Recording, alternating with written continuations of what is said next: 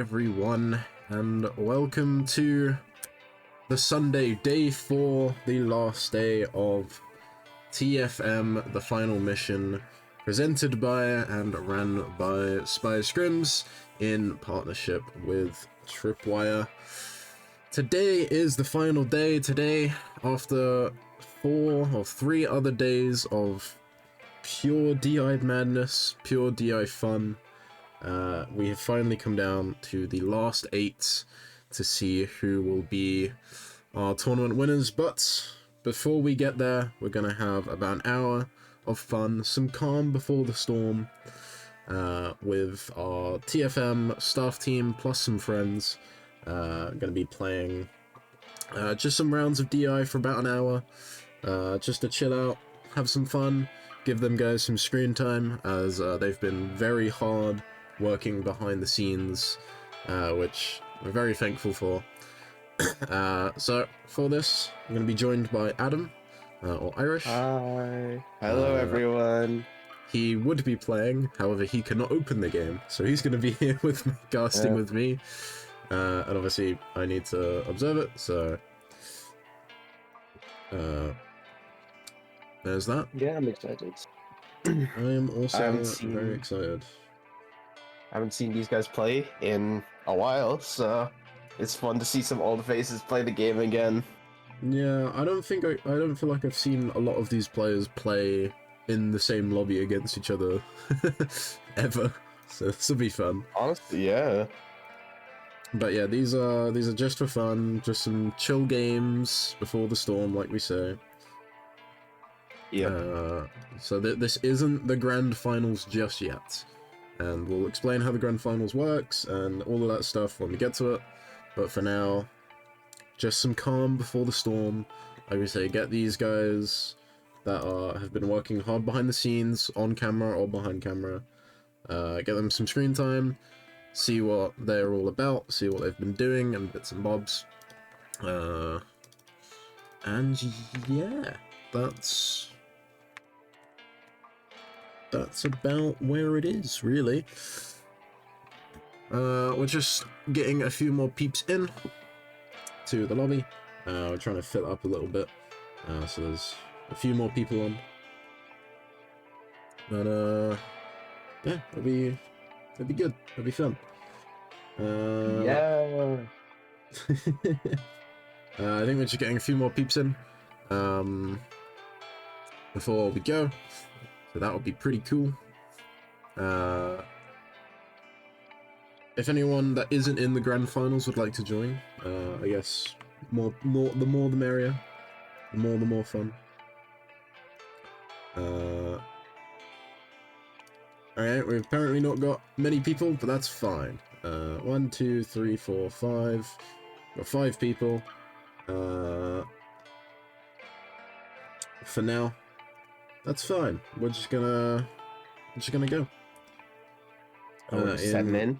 In a moment. In 1 minute time, we're gonna be going in. Okay. But yeah, like I say, this is just for a bit of fun. There's not going to be any scores or anything like that. Players are just going to meme around a bit, enjoy it, have some fun before the storm, like we say. And I'll do a mental score note. You're going to do a mental score. Fair enough. Yeah, I'll do a notepad. They can win in my heart. There you go. If you can win in Adam's heart, you win the stuff non-scoring tournament. Yeah, and you also win first prize for the original tournament as well. Yep, that's what Alex said though. I did not say that. All right. Well, we've got 5 people. 1, 2, 3, 4, 5. So we're just gonna run it down, and yeah, we're gonna be talking a bit about what the people have done, and all that kind of jazz. And yeah, I'm gonna go in. Going right in. We're going to the home of Diamond Spire, of Spy Scrims. Yeah. It is our home. One last time. There we go. We can see Everyone going to be Typical. bringing out their A game. This is their one chance throughout the whole of TFM to prove that they could have won the tournament, but they chose not to, because clearly they'd be too strong otherwise. It'd be very unfair. Yeah, I see, I get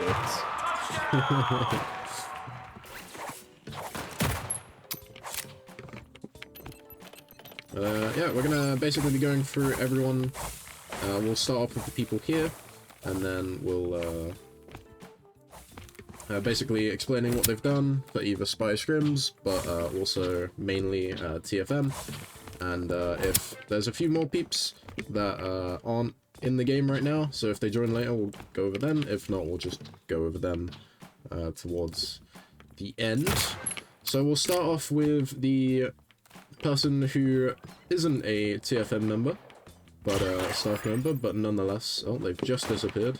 There they are. Nonetheless, are here to play with us and have some fun with us, which is going to be Helene. They were originally going to compete in the tournament, but wasn't able to make the first weekend, so obviously not able to compete in the tournament. But that's alright, because they're going to be here now, showing off their little bit of skills. Clearly they just didn't want to embarrass people in the tournament, so it's obviously why they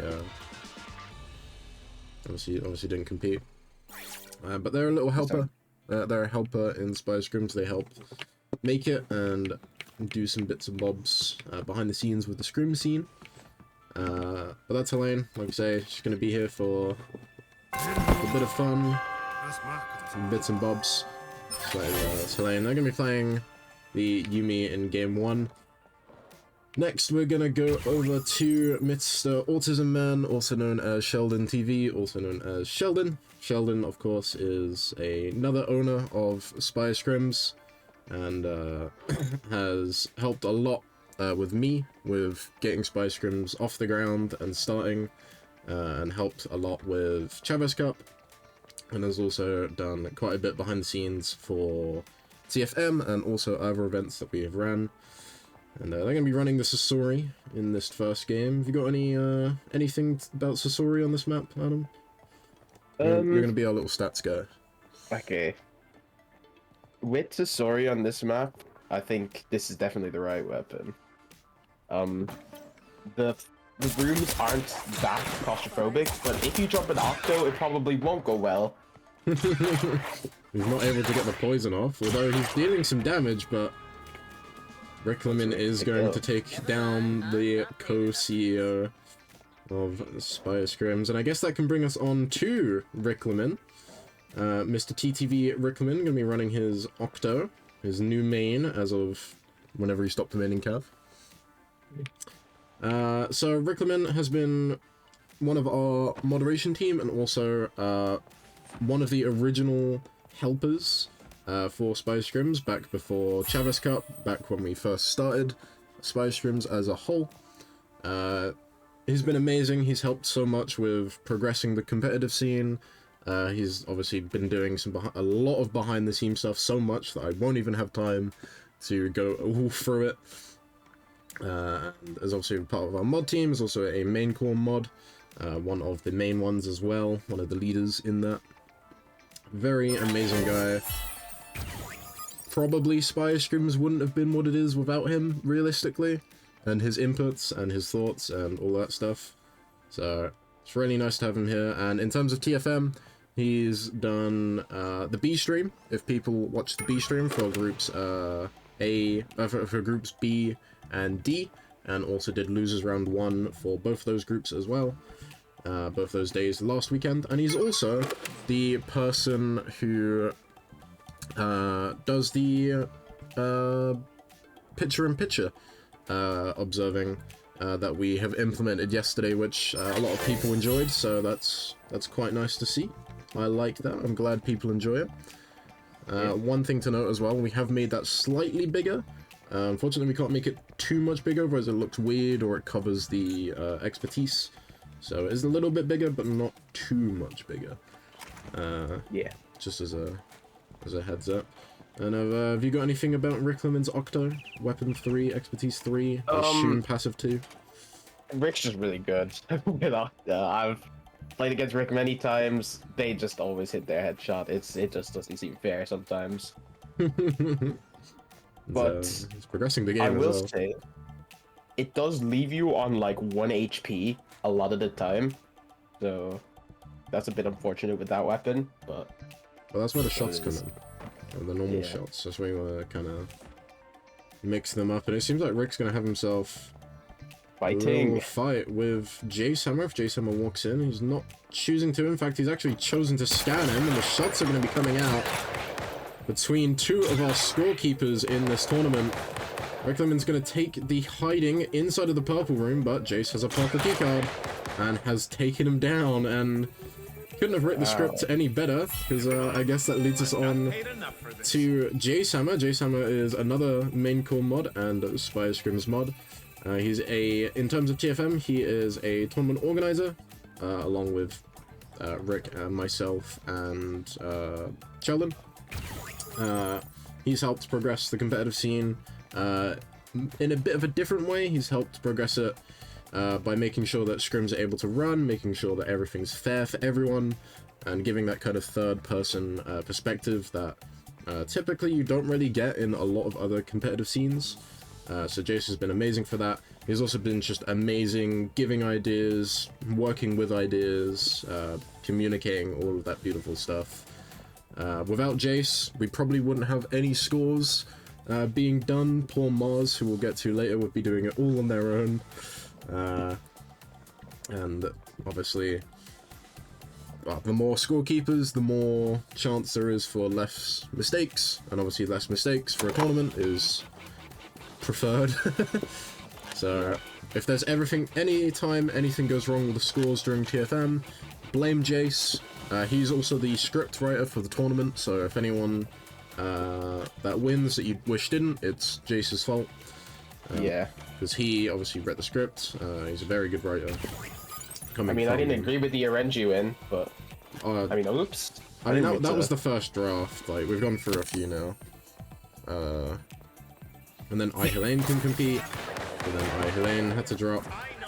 And now we're going to be seeing a fight between Seal and Jace. But even though Seal can get an amazing headshot, doesn't get in. And when they were let in, did let Jace run out. And I guess that can also lead us on to the Seal.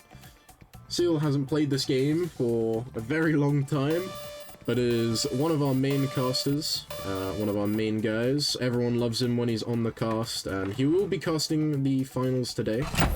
He will be your first caster on board. He will be casting the first 6 games of the finals, however long it goes for. So, I don't think we're going to see a fight for a little bit, so that's fine. We'll continue talking about the Seal. Obviously has been in the community for quite a while, has used to stream the game a lot too, back when it was a bit more popular. But in terms of competitive scene, has pretty much always been open to casting the events when available, and is, in my opinion, probably the best caster in DI. Sorry, Adam. Yeah, it's okay. I would agree. I do love watching Seal cast the game. Very, very professional, I will say.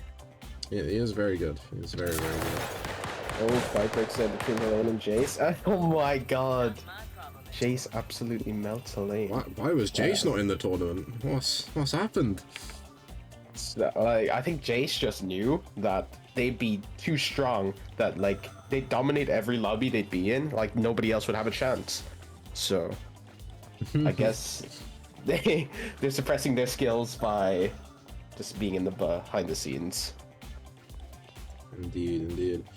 And we'll go over other people as well. So obviously we have Adam, who's casting with me, as also one of the people that is pretty much a staple of the competitive scene.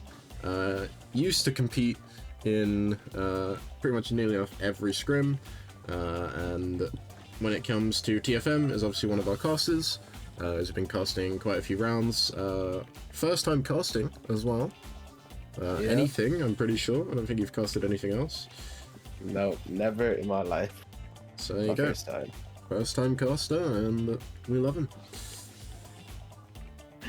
So yeah, that's Alan, or Irish is with me. I think we're gonna have. I'm not part of it. Okay. If we see a fight break out, then we'll take a moment. Yes. Oh, I think that's gonna be a bit of a ping diff, because we are playing on European. Seal is nasty with them shots, although the guards seem to be hitting more than Seal at the moment. Let's see, they're both similar health. And I believe Seal is running passive 2, so isn't going to heal over time, it's just going to heal when they shoot Jace. But choosing to disengage for now. And now I don't blame them. I don't blame them. Yeah. Jace has managed to heal up a little bit, does have K, so the advantage still goes to Jace. And also, I think it's a lot easier for a Cav to take down a Chavez, unless Chavez can hit headshots. Which, realistically, Cav, I believe, has the fastest TTK from body shots with weapon 1. But yeah, unless you're hitting headshots, you're winning. Look at that white social. White social. I mean, Seal isn't going to be able to push it, so... Yeah. They'll be back to full. Both of them will be back to full. They'll have a little reset. Seal's just looking for a little bit of a nibble. Get those last remaining 5 HP. I'm not sure if 5 HP changes the outcome from... I mean, you never know. Like, that could be one headshot. That could be one headshot. Sure. I honestly don't know Cav's kill threshold, other than I believe she has the fastest TTK weapon 1 from body shots. Now, here's the difference in our competitors right now. Seal is running 1 health chip and like for healing, and Jace is running the other. So social versus food, both on white. Oh yeah. Me, I'd rather take the food, but you can see social has its use there, because unfortunately for Seal couldn't find the food to heal up to full. But Jace doesn't need it because social just, you know, always heals. Although at a slower pace, and you can't really use it in fights. It's just, I prefer food, but definitely they both each have their own uses. Indeed. Jace calls. Yeah, Jace is gonna call it at B, which is the typical call for first call for case carrier on this map. Yeah. But it's opting to very walk away. aggressive. Yeah, Seal is trying to get us engaged, trying to get us into match 2, but Jace is opting to walk away for now. The run is going to be on. He's going to walk into a blue room. Wrong disguise. We might be called out by the guards. No, the guards are slacking a little bit, so they're going to be a little far away. But Seal is here, already right behind Jace, but walks past. Doesn't think Jace has gone in the little room for intel. The scan did come out. Jace knows, and they're both going to start shooting back at each other. Ooh. Does charge up a little bit and gets the 2-tap to take down Jace. Wow. And Seal is going to win game 1 of the staff rounds. Wow. That Seal's very strong with that expertise. Maybe could have given Tanaka a few lessons on that one. Maybe. Good performance from Seal. Wow. Very, very good. Maybe I ain't too old for this game yet.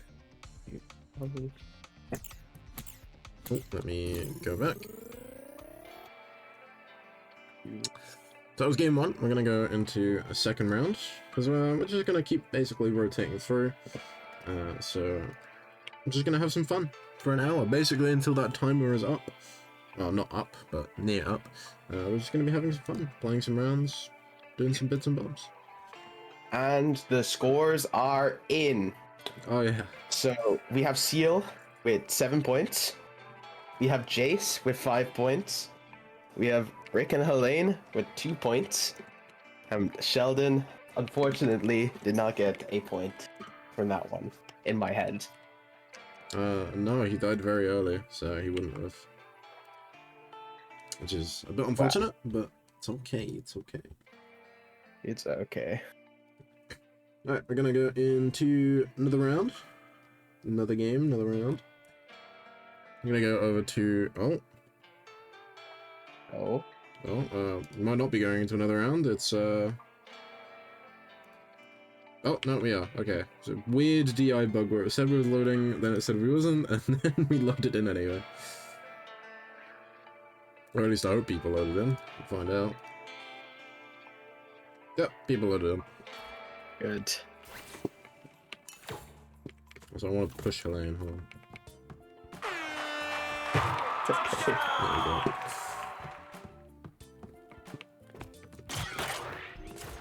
No, this is not going to be scored. This is literally just for some fun. For some of the people behind the scenes that wouldn't have on-air time, well, in-game on-air time otherwise. So that's... I'm doing my own mental scoring, though. You probably will be. So, what else have we got? Right, so, we also have some people who aren't in the lobby, but definitely deserve some love and some shoutouts. So, I'm going to pull up my notes, just to remind myself, who also needs to be given some shoutouts. Firstly, we'll go to First Glitch. Is, in my opinion, kind of the reason why Spire Scrims is kind of what it is now. When we did our Jeopardy event, the very first event that Spire Scrims ever did, which was a fun little thing. Maybe it will come back, maybe it won't. Who knows? Glitch reached out, and we started working with Glitch, and from there on, Glitch has been an amazing caster, and has done a lot of behind-the-scenes stuff. He's the one who made the scoreboard as well, the new updated scoreboard, so that it looks nice, looks pretty. So you have him to thank for that, and also just kind of for Spire Scrims still existing as well, in a way. It does quite a bit of back-end stuff like that, which is very nice. I'm gonna jump off the map so I can then remind myself who is next on the list. And right Also, so we can then watch everyone play. I can't live like this. This will not be how I retire. Yep. So next on the list is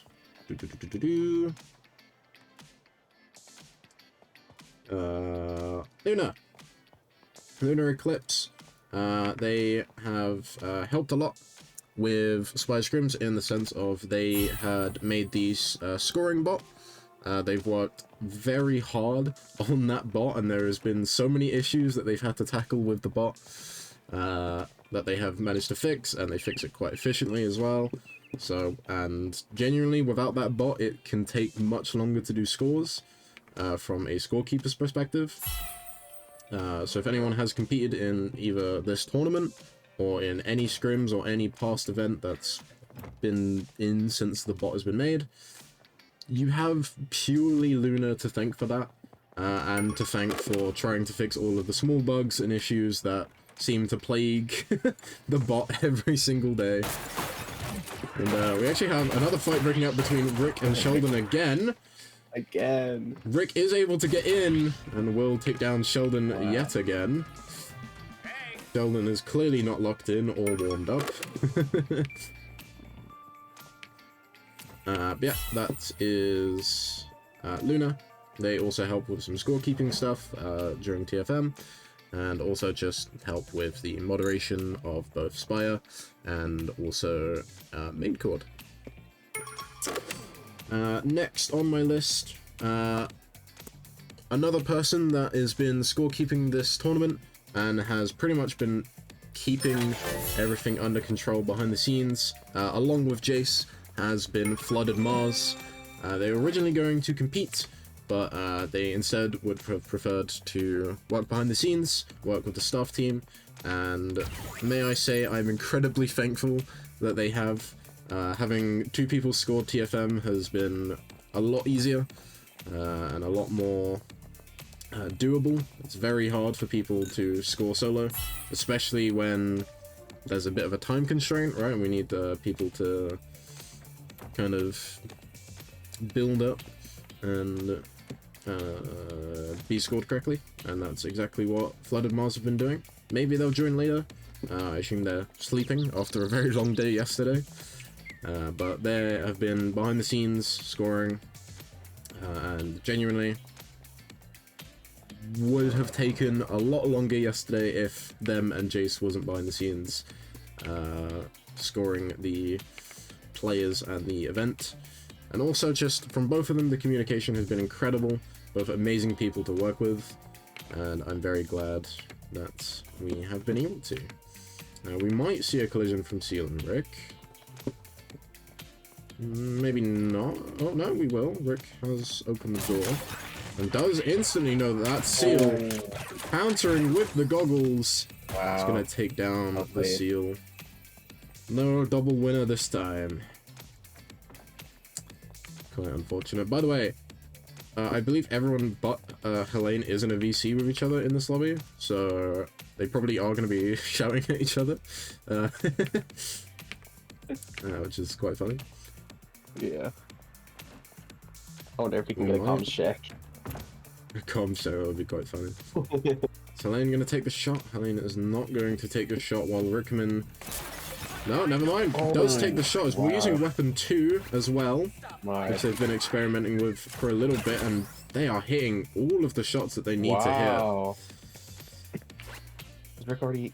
Oh, Rick does not have the...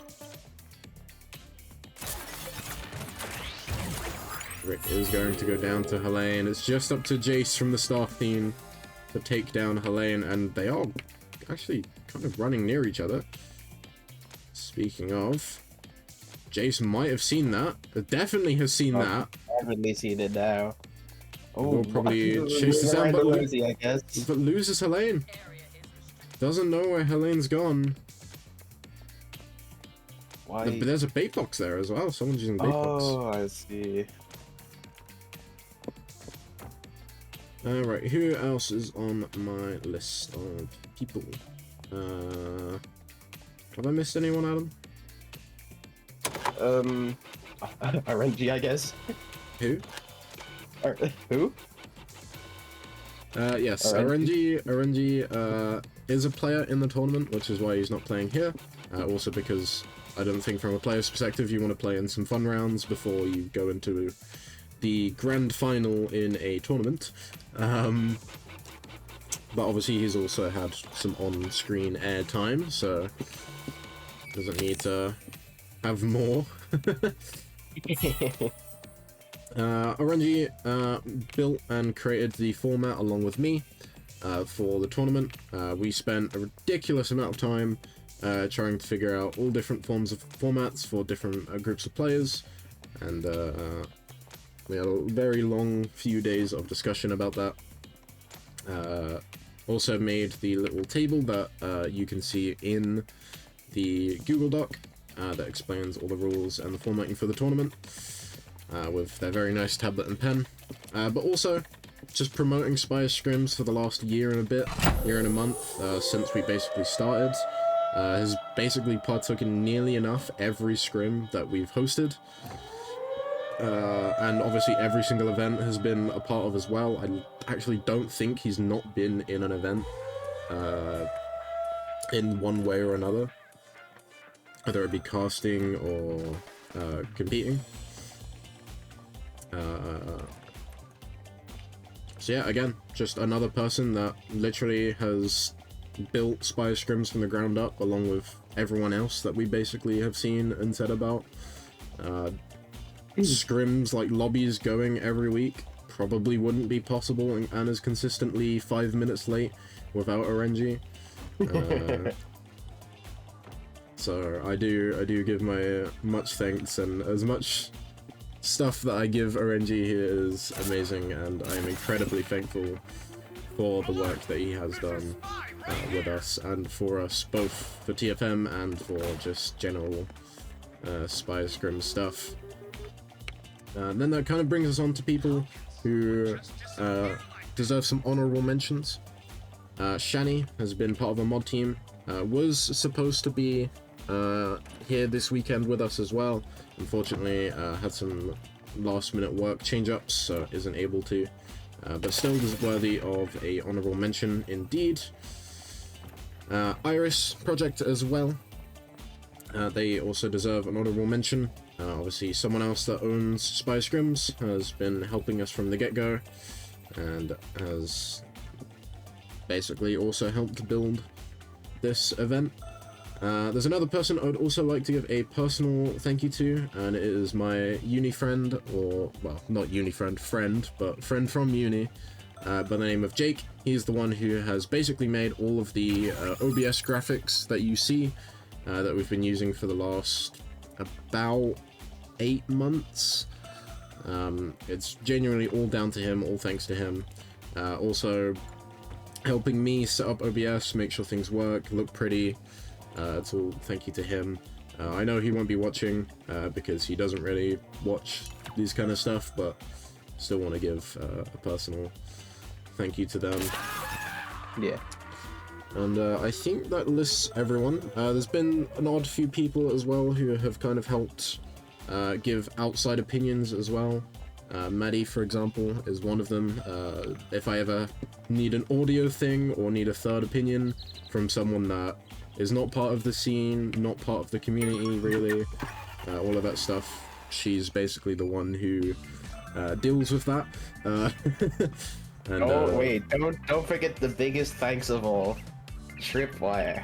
Oh yes, and of course Tripwire, the last thing on my notes, for being partners with us for this event, but also keeping the game going after the news of the unfortunate news of the developers disbanding, which of course obviously as well to the former bandits, thank you for bringing this game, thank you for also supporting Spy Scrims as well from the start. They've been very supportive of the community scene, of the competitive scene, and the community with it. They've sometimes, some of them would watch our events. I know that. I've been told, and I have seen as well sometimes. So thank you to both the former Sweet Bandit devs, and obviously the Tripwire team, Molly, Yosh, and Diva. 3 names that if you are part of the DI scene you might know, being the community managers, and I believe Diva is a lead somewhere in Tripwire for DI. Don't quote me on that, I could be wrong on that. But all 3 of them doing an amazing job looking after the community along with the mod team for main chord, and also supporters and lovers of Spy Scrims. So I think that is everyone that has helped with TFM in some way, or just Spy Scrims, or the game itself.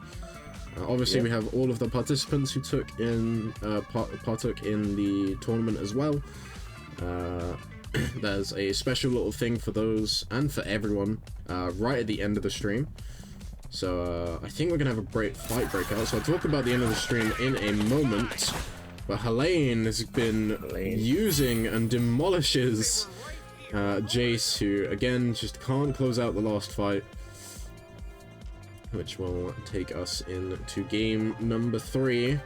Adam, from your mental notes, who's winning at the moment? It's gonna be Helene. It will just be Helene who's winning now. There you go. Oh, there's the bait box. Helene has the bait box.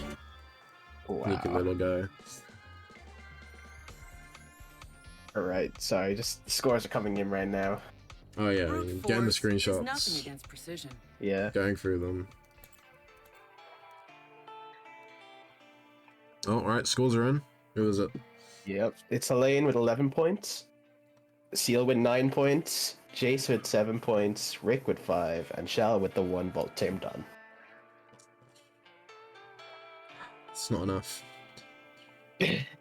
Yeah, I mean, Shell just keeps on dying to Rick in the start of the game. Like, maybe it's Rick's job hunting for Sheldon. Honestly, that is quite funny. We had something like that yesterday with Selena and Egg being in their 5 games that they played against each other. I believe they fought in 4 of those games. Funny enough, Well, that's like it's never as good as me and Renji when we fight or when we used to fight. I was gonna say when you used to fight. Yeah.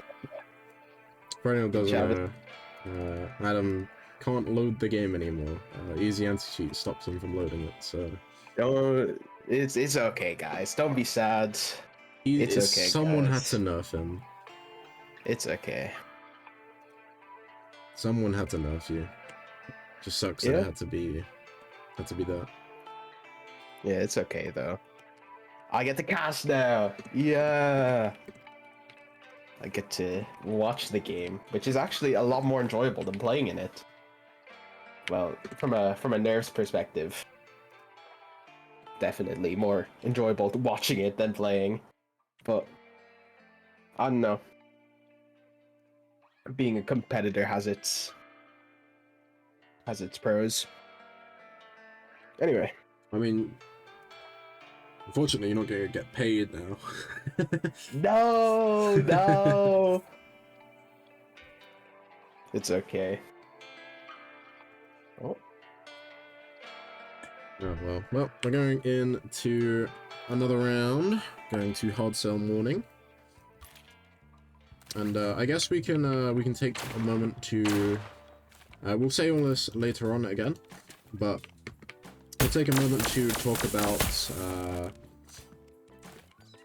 So Seal's going to be using the Naked Hands, by the way. Haven't seen that in this whole event. Yeah. Yeah, we can talk about the tournament as well a little bit. The grand finals, what people can expect to see later on. So, for a quick reminder, a quick recap as well. We have... Let me pull up my list. Our top 8 competitors in the tournament, the last 8, the people fighting for that £400 prize pool. Plus the extra prizes in partnership with Tripwire, is going to be Selena, Egg Being, Flick, Gusu Games, Justin Fan, Orangeman, Sock the Sleeper, and Zinzel will be our 8, all competing during the match point formats. How does the match point format works? I'll give you a quick explanation now. Essentially, the top 8 players, who I just named, will be playing against each other in a unlimited amount of rounds. There is a limit, and that limit is basically when someone reaches the point threshold, which is 35 points. So they keep playing until they build up that amount of points. Once they reach 35 points, the only way they can win the tournament is by winning a match in the game.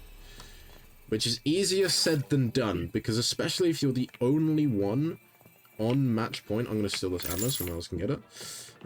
Especially if you're that last player.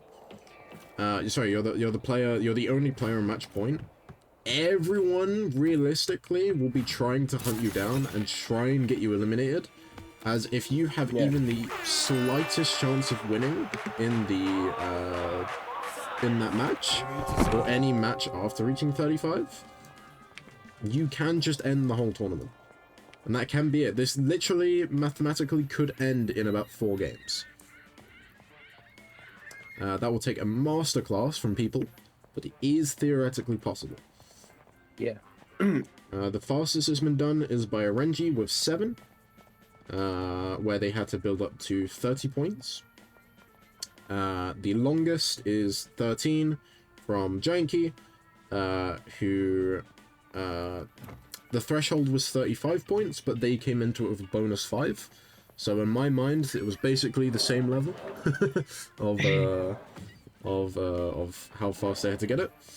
So if RNG has anything on Janky, is that it took RNG 6 less games to win in a match point format. But also, RNG did play in Chavez Cup, where Janky won in 13 games, and I don't think RNG even made it to match point eligibility.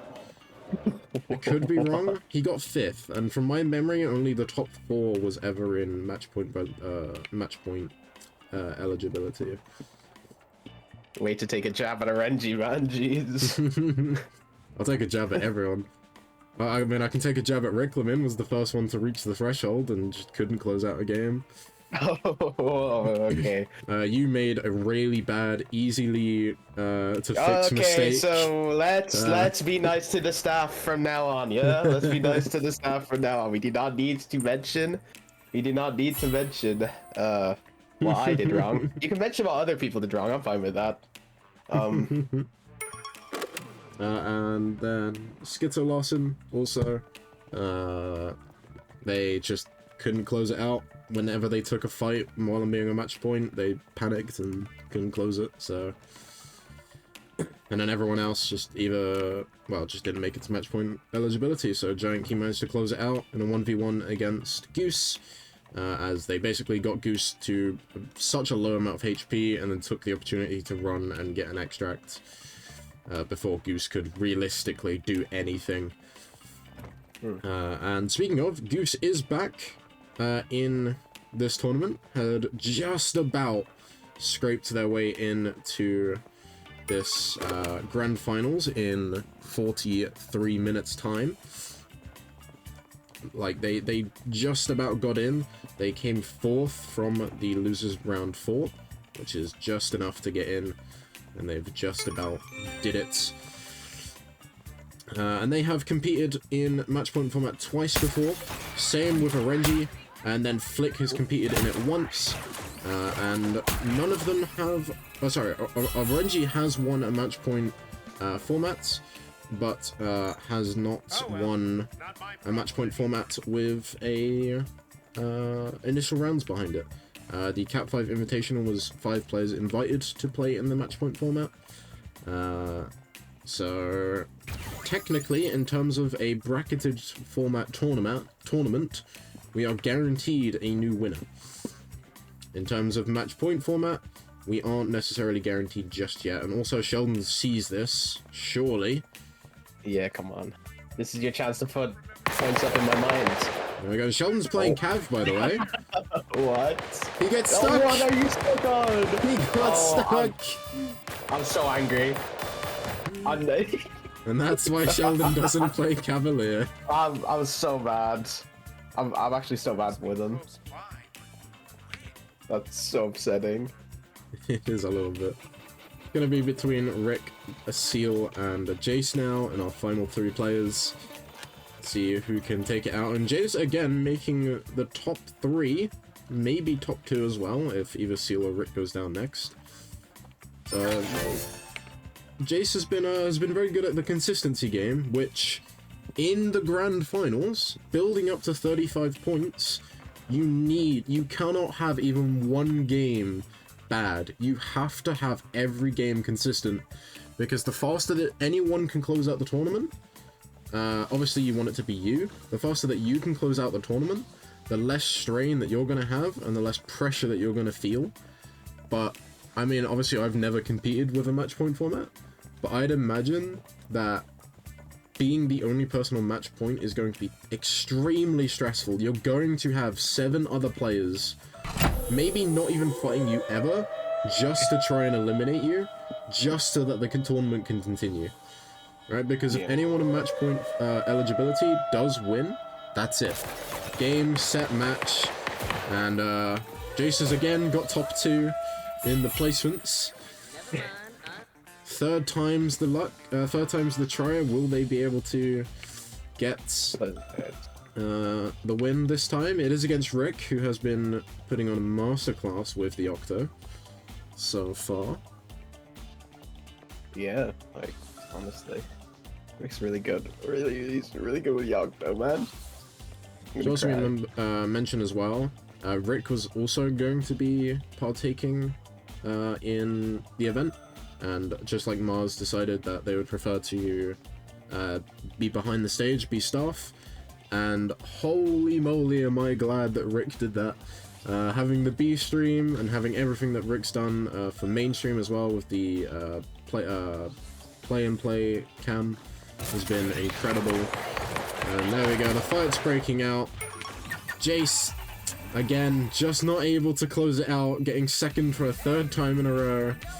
Fortunately, you don't get points for placement. Rick Lemon's gonna be running out towards the end of the map. I believe that's A. And my points are in. Not already. Jeez, Rick hasn't even submitted a screenshot yet. Rick is on 15. Elaine is on 12. Jace is on 11. Seal is on 10. And Sheldon is on 2. Go. That's nice. 50% skill, 80% luck. I'm sure if Sheldon plays Cav again, he will win. You think? Is that your prediction? that is my prediction. Fair enough, fair enough. Alright, we're gonna play one more, I think. We only got one more in us. Wow. We need a bit of time for the countdown for the main stream. For the main part of the stream. The main part of the day. I guess. That's true. Alright, everyone is ready. We're just gonna jump straight in. In fact, you know what? I'm gonna... Oh, I don't know if I've just broken it or not. I think I have just broken it. Oh no. No, I haven't broken it. I am in. I'm gonna restart my game after this, because there's a few bugs that I'm having. I'd rather not have during a grand finals.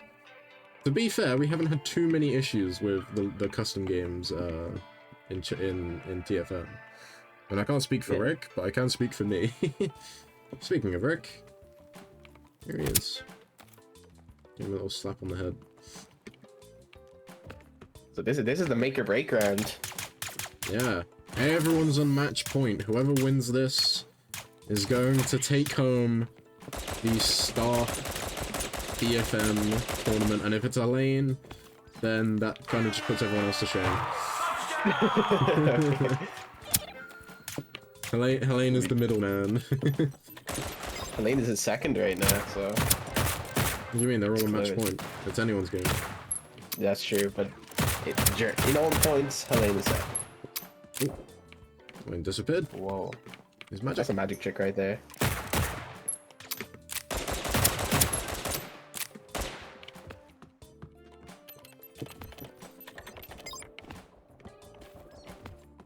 What map is this? Are we on Sand Eclipse? No, we're back on Diamond Slayer. We're just gonna go through the 3 maps that I can easily jump off. I see.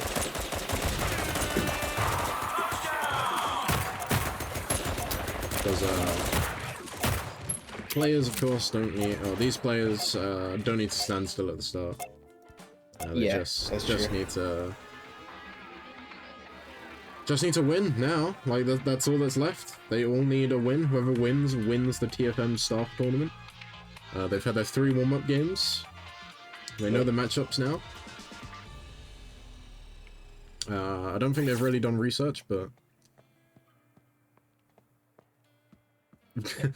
apparently Glitch is promoting me to be a player this round. Unfortunately, You should play.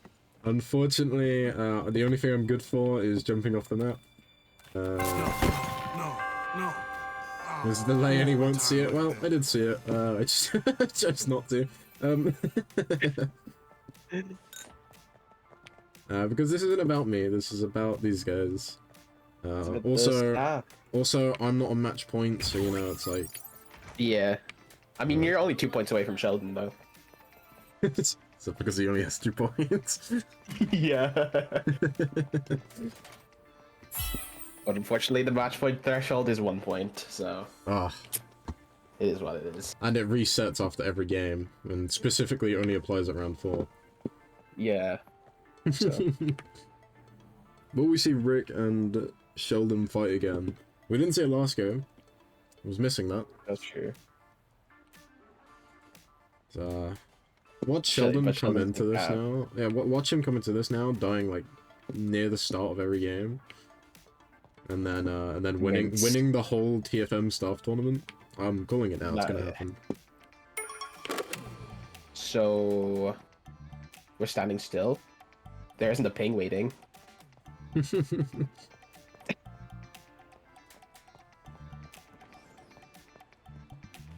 quick, shuffle through the people so I can see who got the Volt term. It was Rick. There's Vic. Maybe I'll go to my pad. Running gold intel as well, by the way. Oh. Even our casters want to high-five each other a little bit. Yeah. They did such a good job together, I wouldn't see why they wouldn't. And there is a lot on the line. This is, of course, the TFM stuff. Grand Finals, Helene and Rickleman gonna have a bit of a fight here inside of the E terminal. Helene misses the throw, but obliterates Rick. Rick is not going to be able to win the match point tournaments, although Sheldon is on his way. He's using the smokes to try and work out who it is, but Helene doesn't even know he is there. Helene is going to try and run away. No invis, tries to shoot back, but oh my Sheldon God. takes him down.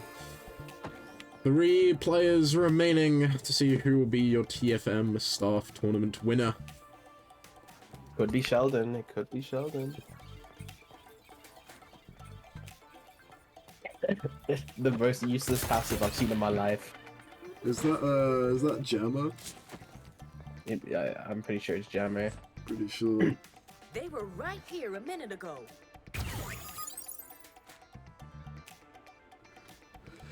Well, it might be a little bit slow. It doesn't seem like anyone else wants to do that last terminal just yet. No. Sealers. They know the points don't matter. They know that only the win matters. True. That's the point. What's your predictions for the actual grand finals today? Do you think we're gonna see people be a slow start and then get a bit more aggressive towards the end? Do you think we're gonna see people be aggressive at the start, try and rush points, and then slow down as they kind of come to that match point threshold? What's kind of your Okay. your thoughts?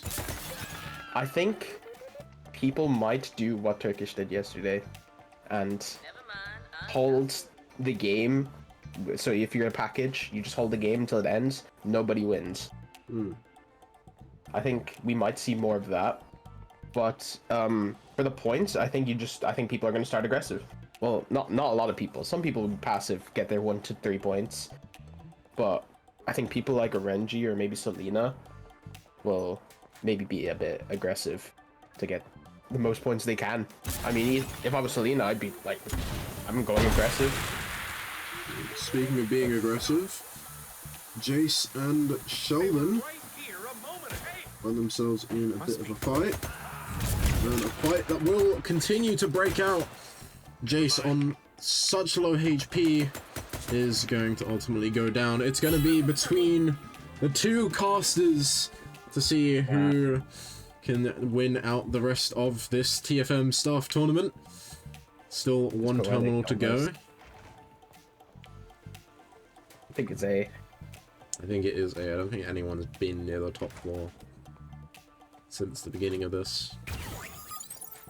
Sheldon seems to just be running through. I think he knows as well. And there it is. There's the last terminal. He's going to get it underway, which means we're going to go to package, but Seal is also on their way to A. Doesn't have the purple keycard, only has a grey chip as well, compared to Sheldon's full loadout. Does have the blue key card, could see. Could see that Elite running out and is going to take the initial shots. Sheldon's going to be using the smoke to not only cover himself, but also get a permanent near enough trace on to Seal. But I think that's a bad idea for the smoke. Because when you smoke, you leave a trail of where you went. If Sheldon just ran, like, Seal would have a harder time trying to find out where Sheldon went. Or not. I guess it... maybe I just don't know what the players are thinking. No, and I mean, to be fair, we haven't seen them play in a match point format. That's true. Still tally the points, though, because someone can still come in second.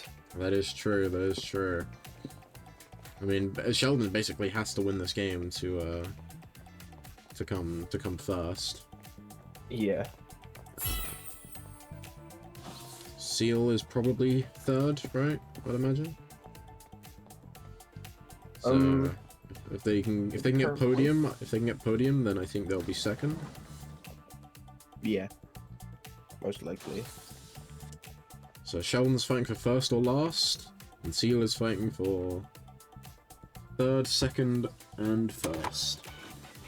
Now they're both coming in from this top side through the same doors. Sheldon's gonna see. Sheldon's gonna see and hear this printer. So this is fourth and fifth battling it out. They know.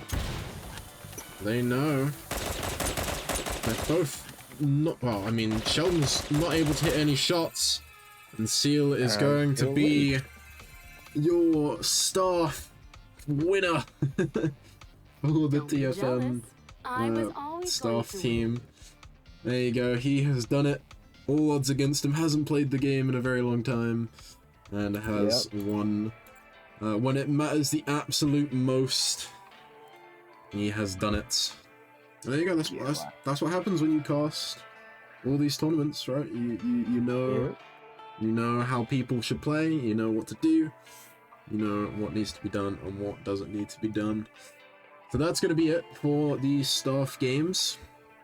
And the scores are in. Oh yeah, the scores are in. What are the scores? Ooh. Yeah, Seal is in first because they won the match points. Won the match point. They have 16 points, which is tied with Rick, who also has 16 points. So Rick but unfortunately, could not win the game. So Rick got second. We have Helene coming in third with 13. Jace in fourth with 12. And Sheldon, unfortunately, came last with 6 points. For 4 games, that's quite a good spread of score. Especially as there's only 5 people in the lobby, and that the scores didn't actually matter. Yeah, all of that was made up. Yep. Well, that is going to be it for now. In about 27 minutes time from about nowish will be when Seal and myself come on to start off and introduce, and also when around the time, about 10 minutes after that countdown, we will see how game 1 starts, who is going to do it, and who is going to kick off the grand finals with the first win in game 1, which will be on Fragrant Shore Night variant. Adam, do you have anything about that map being the first map we start on? Then into sound clips? Shore. Fragrant Shore, very open map. I wouldn't be surprised if Aaron was on the ace. Well, I mean, I feel like all of the players will know that Aaron will be on that ace, so... But that's all I can really tell you. Open sidelines. I don't like going into the vault straight away because it's not very safe. We could see someone try an all-star play maybe, but not sure. I think in a grand finals, that's gonna be interesting. But yeah, those are my thoughts. Just seeing you post the scores, and Rick was saying that you wasn't meant to score them. That's quite funny. Anyway, that's going to be it for us. There's going to be a 26 minutes countdown from just a moment ago, when we will be back with casters and also find out how that the format works. We go a bit more into detail about that and how the rest of the day will go. So grab yourself a drink, go to the bathroom or whatever you need to do, and we will be back in 25-ish minutes. Bye. Bye.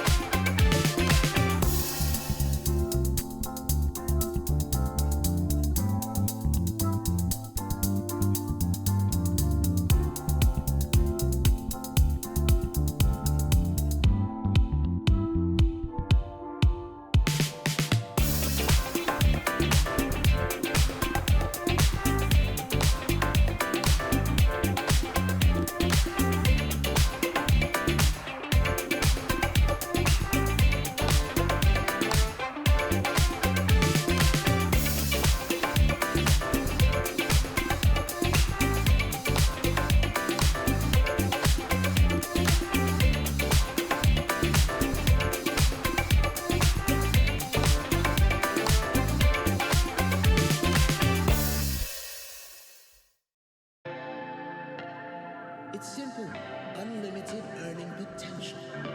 Watch me or join me. Invest in yourself. I prefer Dreampreneur.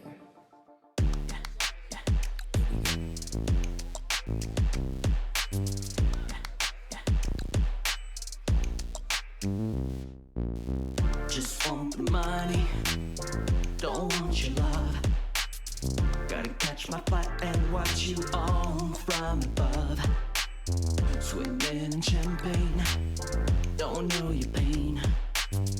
I'm stacking the bills and I'm making it rain. I am no dreamer, my life is just a blur. I am a dreamer, my life is just a blur. Ain't an entrepreneur, my life is just a blur.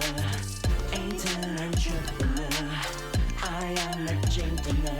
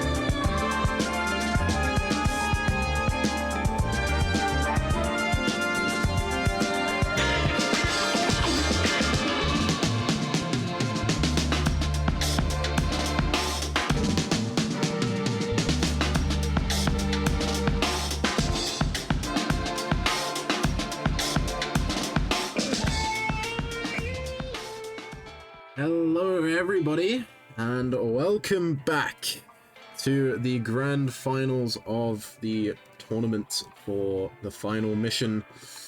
I am going to be the first caster today. I'm going to be here for a little bit, but I'm also being joined by the TFM staff winner, Seal. Hello, Seal.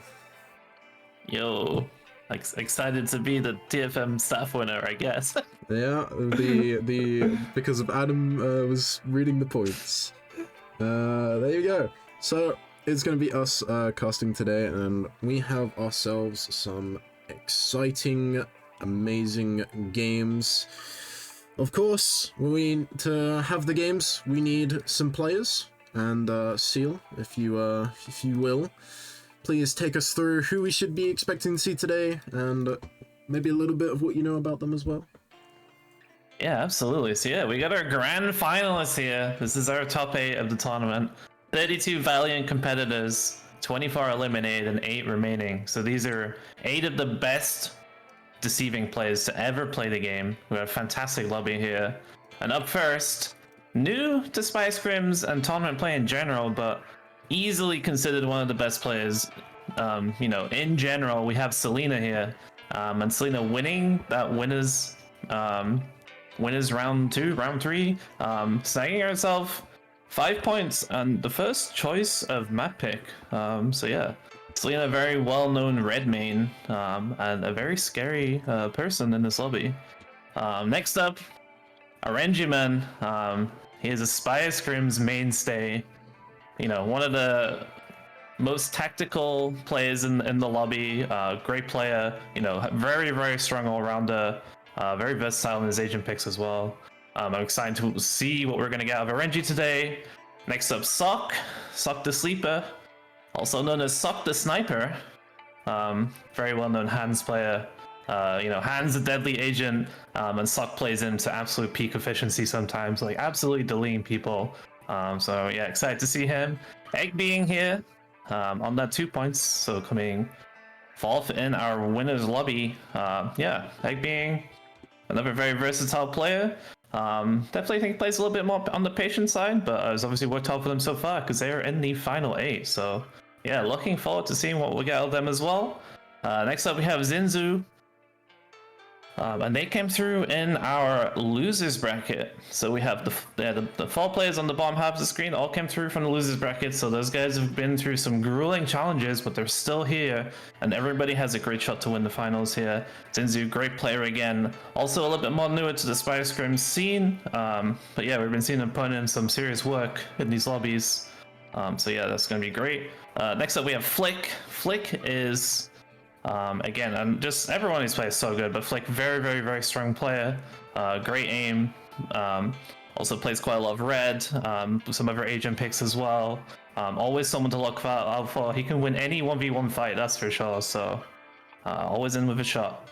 Next up as well, we got Justin Seven Fan. A big Lassen player, has played Lassen in most of the games of the tournament so far.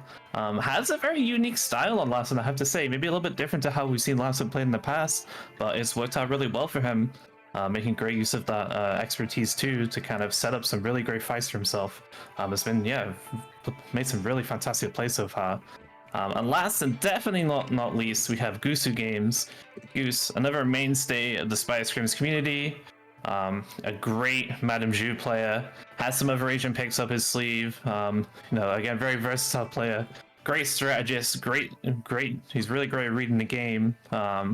We may see him, kind of picking up some points here and there, and kind of, maybe able to make the difference. So we should not count any of these players out. Everyone who is here is well deserving of being here in this final, and I am super excited to see some of the plays that the players are going to make today. As am I, but obviously, throughout the whole tournament as well, we have been doing a format that has been, if you get top 4, the one-time top 5, but if you get top 4, you move on to the winners. The bottom 4 move on to losers. If you go through winners and you keep getting top 4, you'll earn yourself one of the top 4 spots in the grand finals, which, as Sil said, was our 4 on the top of the scoreboard. And then for everyone else, because they maybe didn't reach that top 4 at some point, would have dropped down to the losers bracket where they would have to fight with the wall against their backs. One bad round could be the difference between them making grand finals. And obviously now they're here, but we're no longer using that format. No longer does top 4 truly matter. It is now all about coming first place and winning the whole tournament, beating out 31 other players in the tournament. And the only way to do that is through the match point system. And if anyone has watched the Chavis Cup or has watched the Cat 5 Invitational, you'll kind of know how the system works. But as a quick overview, for those who may not know, everyone will be racing to get to the 35-point threshold. Pretty much, we're going to do the same that we've been doing every other week in scrims as well, every other tournament, building up points as fast as you can, as before other players as well. And then, once a player reaches 35 points, any match after reaching that threshold, they will be on match point format, and they can win the tournament simply by winning a match of DI from then on. Obviously, that's easier said than done, especially if there's just one person on the match point eligibility. I'm assuming the other 7 players will practically not fight each other to an extent, just to solidify that that one person cannot end the tournament and keeps it going. Today could be the shortest day we've ever had. It could also be the longest day we've ever had. It fully depends on how these players play around each other, how they play with each other. They've obviously had about 3 days worth of content to watch, to kind of research each other. They've also had obviously their pub games, their scrim games. You know, a lot of these players have been playing for well over a year, so they're going to know their matchups perfectly, but how people are going to play it is going to be the key question, and what separates everyone from each other, and ultimately determines who is going to be our first place winner. To determine 2nd to 8th, it will be based on the total score that they got. So technically, even if someone has the 2nd most amount of points, they could still be the tournament winner. And then everyone else that remains that didn't win the tournament will be placed accordingly based on their total score.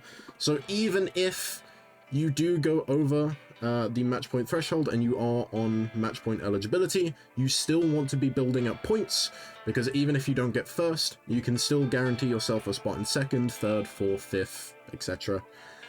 Which I think is a nice kind of transition on to a reminder for what the players will be competing for, because obviously there is a bit of a prize pool behind the whole event. For 1st place, they are going to be receiving themselves a lovely £150.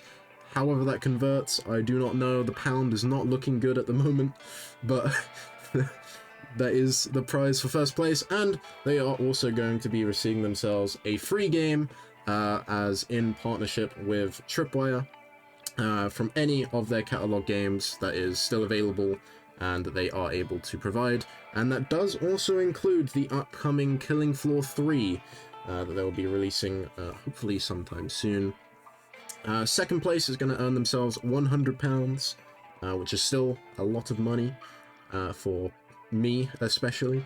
3rd place is going to be getting £75, 4th place is going to be getting themselves £45, and lastly 5th place will be getting £30. Those who end in 6th, 7th, 8th won't be receiving any money, but all of our top players that you see today, all of our top 8, will be receiving, again, provided by, in partnership with Tripwire, themselves a in-game store cosmetic, including the bundles, whatever they want, whatever they please, they will receive. So I think that's everything we need to go through. I believe everyone is in the lobby. 1, 2, 3, 4, 5, 6, 7, 8, 9, 10. Yep, 10, because we have our picture-in-picture again, which people seemed to really enjoy last time, and it is returning. We have made it a little bit bigger as well, because it was a little bit small last time. We tried our best. But we are basically ready to go, Seal. Are you ready for today? I am so ready for the day. I am so excited to see what's going to happen in these games. There's going to be a lot of deceiving to play. We're going to see some great moments, I'm sure. We're going to see some clutches. I'm very interested to see who can kind of maybe get out the gate early here.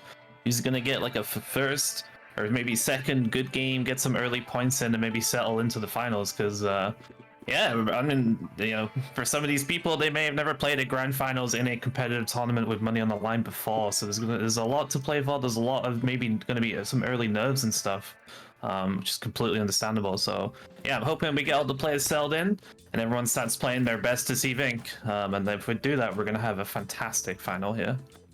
Indeed it will be. And another thing to point out as well, the typical format for the whole of the tournament has been starting on Diamond Spire, but courtesy of coming first place from the winners bracket, which was Selena, you do get to pick the map, and Selena has selected Fragrant Shore Night variant as the first map, which means we will be going through.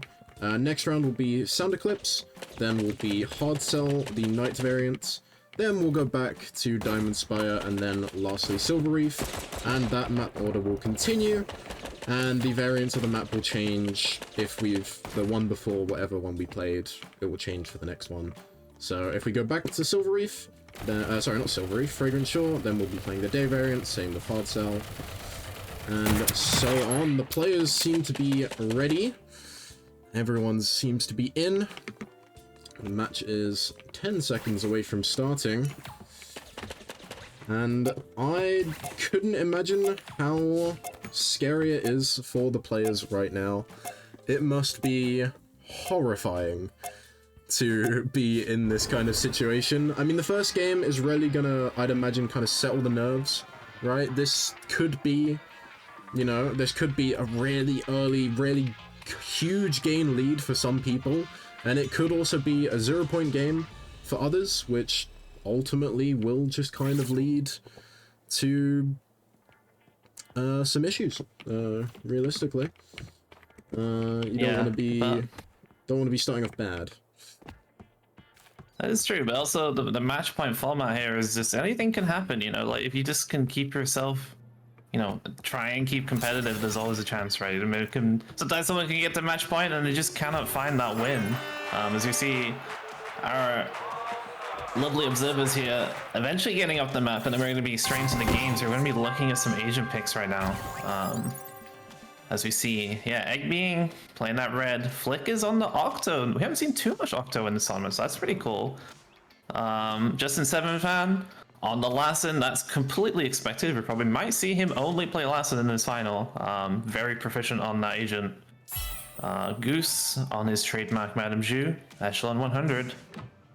Hopefully seeing some good games from him. Selena, another Echelon 100 here, taking that spy pack from the observer. Very nice. Renji's directly above her though. She's playing the red. That's very expected. So yeah, maybe a little bit early game aggression, maybe not. Renji could maybe catch Selena out here playing that ace. This is Renji's maybe signature agent. Definitely very proficient on the agent, and we're seeing the players kind of. Renji might see Selena here. We might be getting this opening kill Selena really early. Renji's just playing this very slowly, and Selena not being very stealthy in this early game because you do not expect people to be on that side of the map, but Selena just walking away from his engagement, and Renji the same thing. So we're not seeing an early fight there. Almost scary for Selena, but able to get out of that situation. So that's good for her. We're seeing Sok here. He's playing the Chavez, W1 Chavez with the All-Star. That's an interesting build. A lot of potential to knock people off the map here with that All-Star potentially. So hopefully we see one of those. That would be awesome. Yeah, and then Zinzu on the Cavalier. We've seen a lot of Cavalier from her, so very expected. She made some great plays on Cavalier so far. And I believe that's all the game. As we see Sok and Egg being here, they're going to run into it. Sok just ran straight past Egg, took Egg Bean's disguise, and is now going for the shots here. Has detected Egg Bean, but didn't land the shot. Egg Bean is pushing in. Egg Bean has keycards here, can chase him down. This could be our first kill here. Sok is permanently visible because of that Nautilus. Got the shield out, and Egg Bean is just kind of waiting for the opportunity here. Has perfect vision of Sok, can choose when to engage. Sok gets the cover back, but he knows where he is. Is Egg Bean gonna shoot here? Sok is just posturing on this corner. And Egg Being is just the most patient player in the world. This is crazy. And Sock running on top of Egg Being. Egg Being is just stood still. I mean, Sock must be panicking so hard right now, but Egg Being is just as cool as a cucumber. And he's even going to shoot him. Is he just going to let him go? It seems like it. As you see, oh, we just missed out, but Justin 7 taken down by Selena there. So Selena getting the early kill. And Egg Being now on the fight. Gets that expertise of sucking the shield down. Egg Being is very healthy in this fight. He's got a lot of ammo, a lot of health, and Sock Being has heat. As he gets taken down, Goose is behind on the third pie though. Down to 12 HP and Egg Being. That's probably the end for him too. Goose gets that spy trap and takes down Egg Being as well. So a lot of action in this early game. Goose, fantastic third pie, good pickup. Picked up a lot of keycards for free there, and the vault is already open. So this has been explosive, and Selena is literally already in the vault. And So she's grabbed a kill, and she's already in prime position potentially to get that package. something else to point out as well, Orenji was also eliminated. I assume during the fight between Justin 7 and Selena, he got caught up in it somewhere. Maybe he was the one who started the fight and got squished between the two.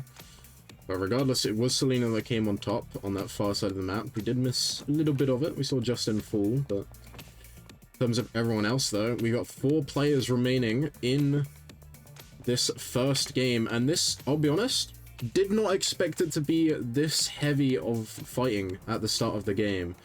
Alright, we've already seen 4 people go, and I mean, luckily, I think most of the people who have gone did have some starting points. Orenji obviously starting with 4. Sock had 3, Sock right? had 3, yeah. And Egg had 2. And if Egg got the kill onto Sock, then that would have been another kill, another point as well. Depends if Goose was able to swoop in time and steal it. But regardless, for Goose, Flick, and Zinzel, I mean, Zin comes in with 1 bonus point, which isn't a lot, but nonetheless is still a point. But for Goose and Flick, it's definitely a good start for them, but saying that, Selena, our point leader, before the tournament even starts, is already underway in the vault, getting that case. They clearly want to get to that 35-point threshold as quickly as possible. They want to beat that record of 7 from Orenji, and they want to end this before it even has a chance to truly begin. Yeah, this is fantastic for Selena here. Going to be opening up potentially a really big point lead if they can close this out here. Got the package, and if Goose is backing off here, she kind of has the entire vault, so she's going to have a lot of time to intel up, maybe collect the purple chip if she chooses to do that, and kind of like play out this end game. And I think Fragrance Shot end games are pretty challenging when there are a lot of people out on the map, because the map is very big, and it can be hard to potentially isolate people out for fights or make plays on the individual extraction points. So I'm interested to see how Selena plays this. As we see, Goose is running like on their second screen here. Goose literally bounce batted Zinzel, and then just keeps running, and Zinzel just chilling. Don't want to take that engage. Probably very smart. Play around the package carrier. Play around the package carrier. So yeah, so Selena here. I think got tries that to bait gold out the cover ping. region. I think they wanted to shoot to try and bait out the ping a little bit early. Also, maybe to... Flick is playing Madame, right? No, he's playing Octa. So, I was going to say, maybe trying to stop a TP in onto Selena early after being scanned, but... No, Selena's just taking a few pop shots. Yeah, she has no intel right now, actually. This girl, purple key, that can be quite nice. But there's a lot of time to play. No rush, no rush. You know, no one is really looking to press the issue here. No one's really looking to play aggressive onto her. Yeah, she definitely has a lot of time. We may not be seeing her leaving the vault for a while. That's pretty normal in competitive DI. I mean, another thing I'd like to say as well, if people have been doing their research, then people should know that Selena loves to go for the vault. They love to go and get that case. They love to be the one to take control of the match from the get-go of Phase 3. So realistically, if you do know that, and you have seen that kind of common thing, then you should kind of expect that this is Selena that's going to be holding the case, which of course it is. And you should kind of know that you need to get Selena out as soon as possible. With that 5-point lead, and also at least 1 kill we've seen, and Case and Volt, they are going to be already coming up into that double digits kind of area of the points. And from everyone else, especially Flick and Goose, and even Xin with the 1 starting point, taking out first place before they can get a match win is going to make it so that you can catch up a lot quicker than, well, than you would otherwise. And the further that gap goes, the more points that Selena gets, the harder it is going to be to catch up. I mean, admittedly, you don't really need to catch up, you just need to get 35. But still, if Selena has like 4 games, 4 attempts before anyone else, for example, can get to match point, it's going to be really good for Selena. And I mean, clearly that's what she's trying to do, right? She knows how to take her fight, she knows how to win them. We've seen that. That's why she's the first seed coming into this.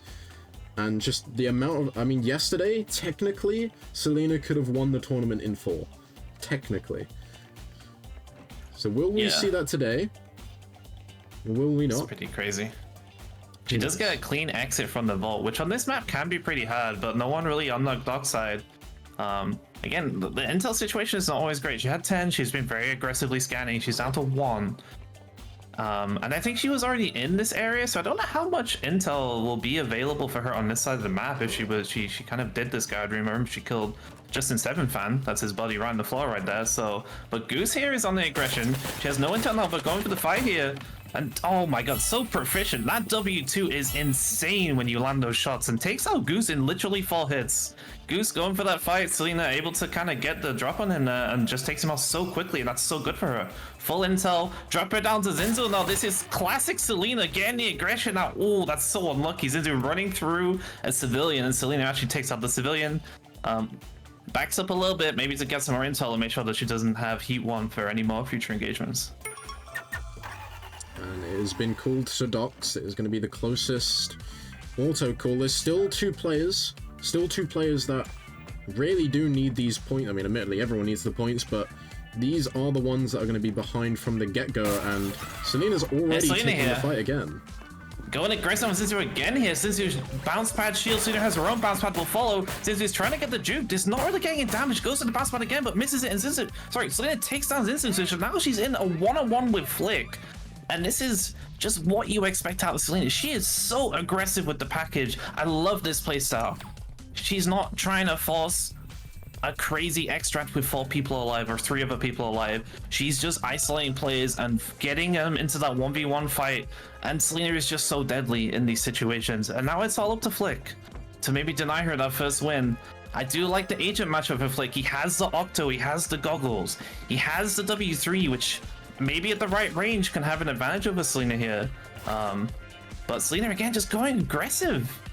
And Flick kind of drops down, probably knows that she was there, probably heard that bounce pad.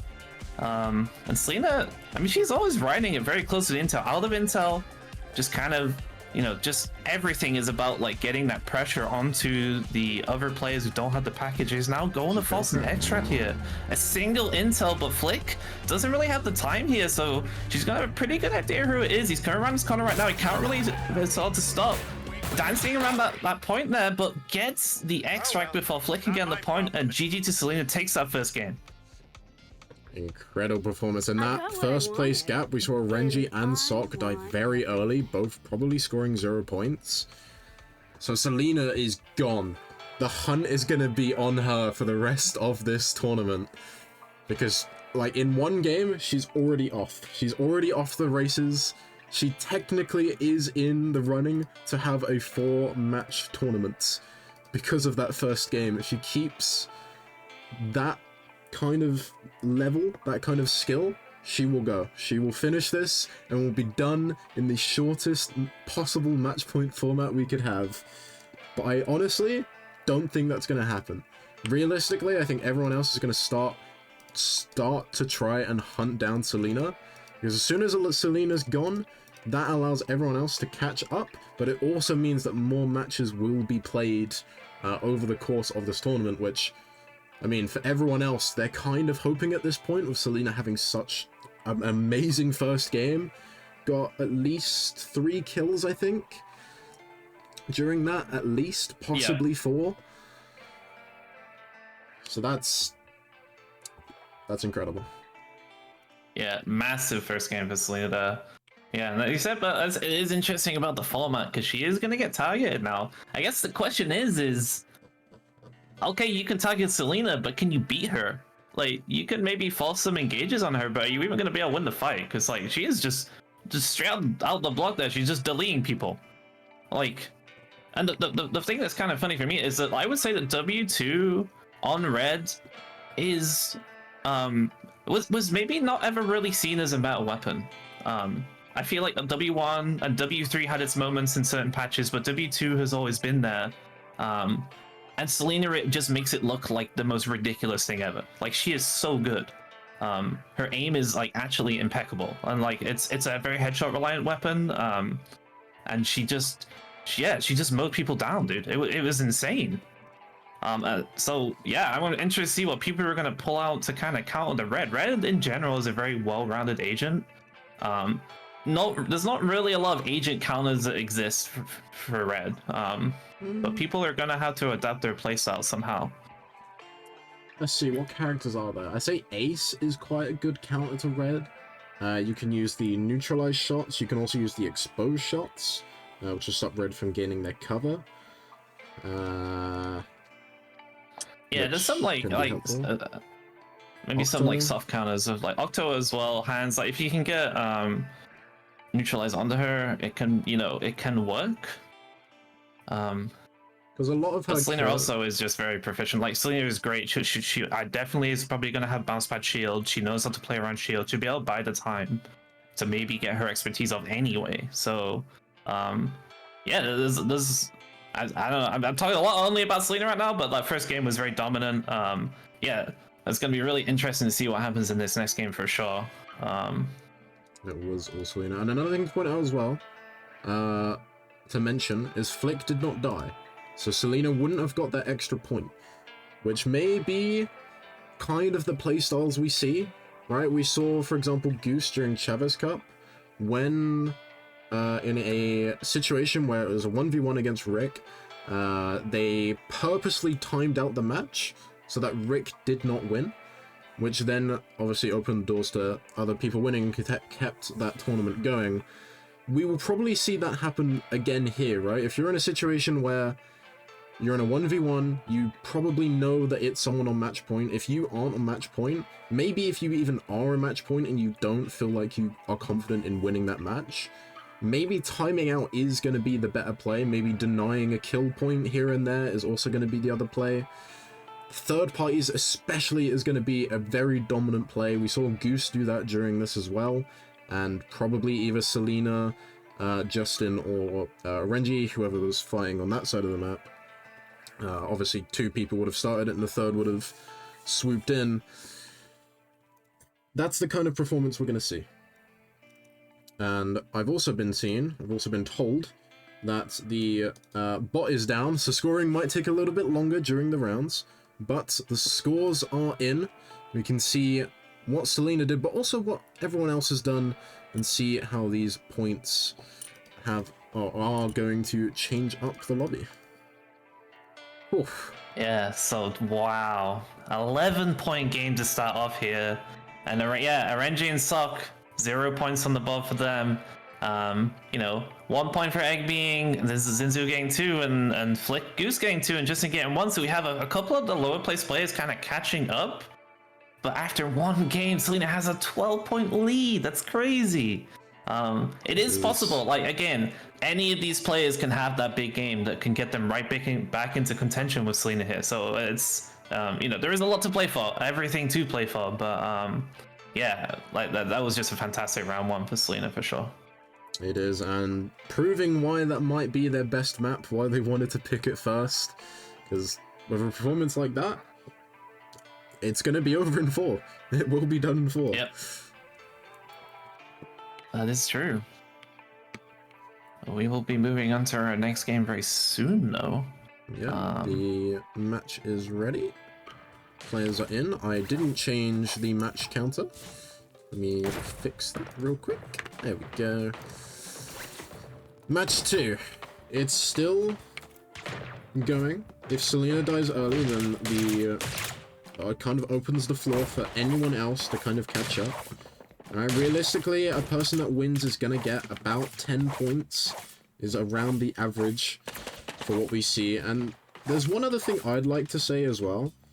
Once we reach match point thresholds, I think it's genuinely going to be a strategy to not show your agent in this pre-screen and try and hide it for as long as possible, just so other people maybe don't know what you're playing, especially if you're someone that switches up who you play a little bit. Obviously, if it's going to be Selena, it's basically guaranteed that it's going to be a red. So it could also be a strategy of other people don't play red, just so everyone else knows that that is Selena, just to try and eliminate them.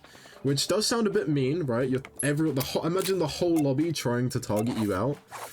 But with 150 pounds on the line, that could be the play. It's competitive gaming, dude. You do what you need to do to win. Everything else does not matter, as long as you're following the rules, of course. But yeah, we're gonna be getting into the second game here. We're on Sound Eclipse, so yeah, this map maybe a little bit different pace compared to the first map. Maybe we're gonna see that same explosive start. Our observers here are gonna take a little bit longer to kind of get eliminated here, because they either have to kill each other or they have to die to guards. Last time they managed to get it a perfect synced kill on each other. Nice. So yeah, let's see. Critical. Oh no! Oh, not this time. It was meant to melee. So we need to So find... see, our picture observer is the victor, and there are no guards anywhere. It's a No. little bit unfortunate. Oh, there's a guard behind you. Down, down, down. There you go, over there. He's running away. Come on, Doug. Doug. Doug. Doug! Doug! Wake up! Doug! Jeez Louise, dude. Okay, let's get a little bit extra here. We're almost gonna have our match underway. A little bit unfortunate with the guard RNG. There we go. Okay, perfect. So yeah, we're gonna be getting some agent picks here. We have Goose on the W3 madam this time. So switch up a little bit with the weapon. Justin Seven Fun on that Larson. Yeah, the normal Larson, weapon 2, expertise 2. I'm pretty sure passive 2 as well. Selena is on red. Surprise, surprise. We'll see why you would switch up after having such a good round. Egg being also on that Madame Zhu. At W1. Renji getting into a fight here. Maybe a failed spy check. Has that Squire. Gonna be running some Danger Sense Squire with W3. Flick, maybe that's who is trying to target, is on the Sasori. Now that is an aggressive agent pick. I like to see that. I am still a firm believer that this is, if there's ever a map made for an agent, this is the best map for Sasori, and this is the best map for a specific agent in general. Food is such a heavy factor in this map, and being able to deny that outright and give yourself that food advantage, personally, is going to be the biggest factor in how you take fights. Against Sasori, you can't take fights in those food halls. He will just obliterate you, and he will destroy you because he can eat it and you just cannot. Yeah. Yeah, and last but not least, we have Sok on this. Chavez again, same build. Also picked up a terminal point there and a gold chip, so that's nice for him. As I believe we have 2 terminals down. Selena was able to grab an early terminal here, so that's just 1 more point on the board for Selena. But no early fights yet. Goose going very aggressive with that bounce pad, but missing. But he's playing Madame Zhu, so we'll just casually use expertise and feel very safe still.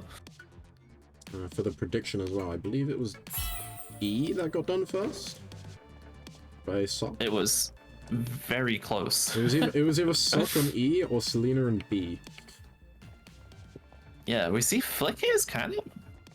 Sorry, we're on top. We see Eggbeing and Selena. They're going to be running into Selena. Oh, Eggbeing knows Goose is also there. Selena is able to just run out, though.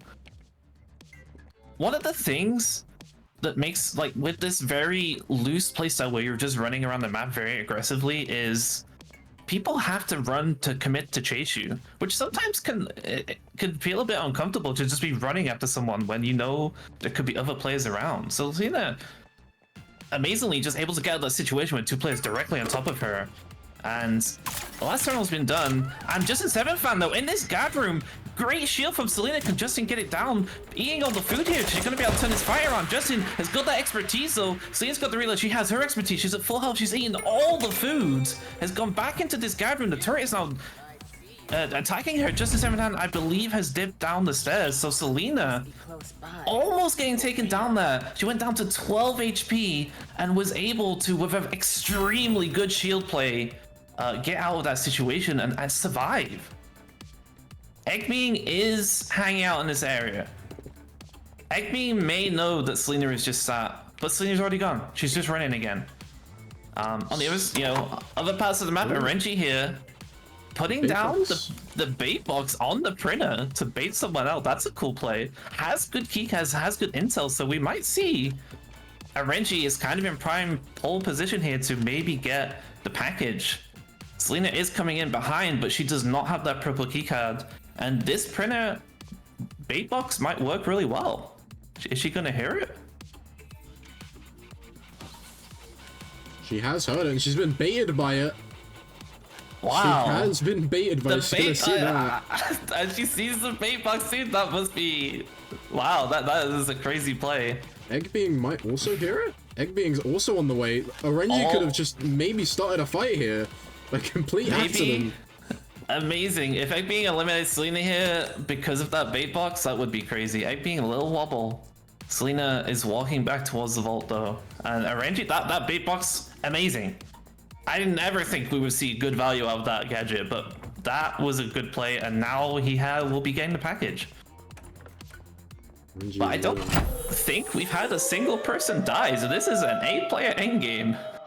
So there is, and we see on Goose's screen here with his Madame Zhu P3, there are just people absolutely everywhere. So this is going to be interesting to see how this plays out for RNG here.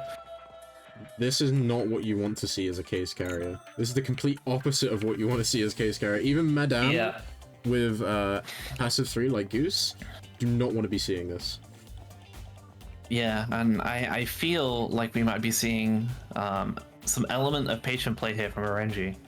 As we see kind of, I don't know, what's he gonna do? Like, there's a lot of plays between him and the next wreck right now, so and yeah, I mean, apart from the Madame Zhu players, no one else maybe knows. So all these players, they don't know. Selena doesn't know that there's 8 players alive. Like, it's gonna be really interesting to see how people play this.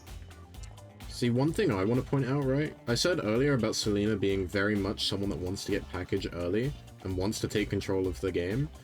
If people do know that, they might just think that that is Selena and might be all trying to jump the case carrier, which is not going to look good for RNG.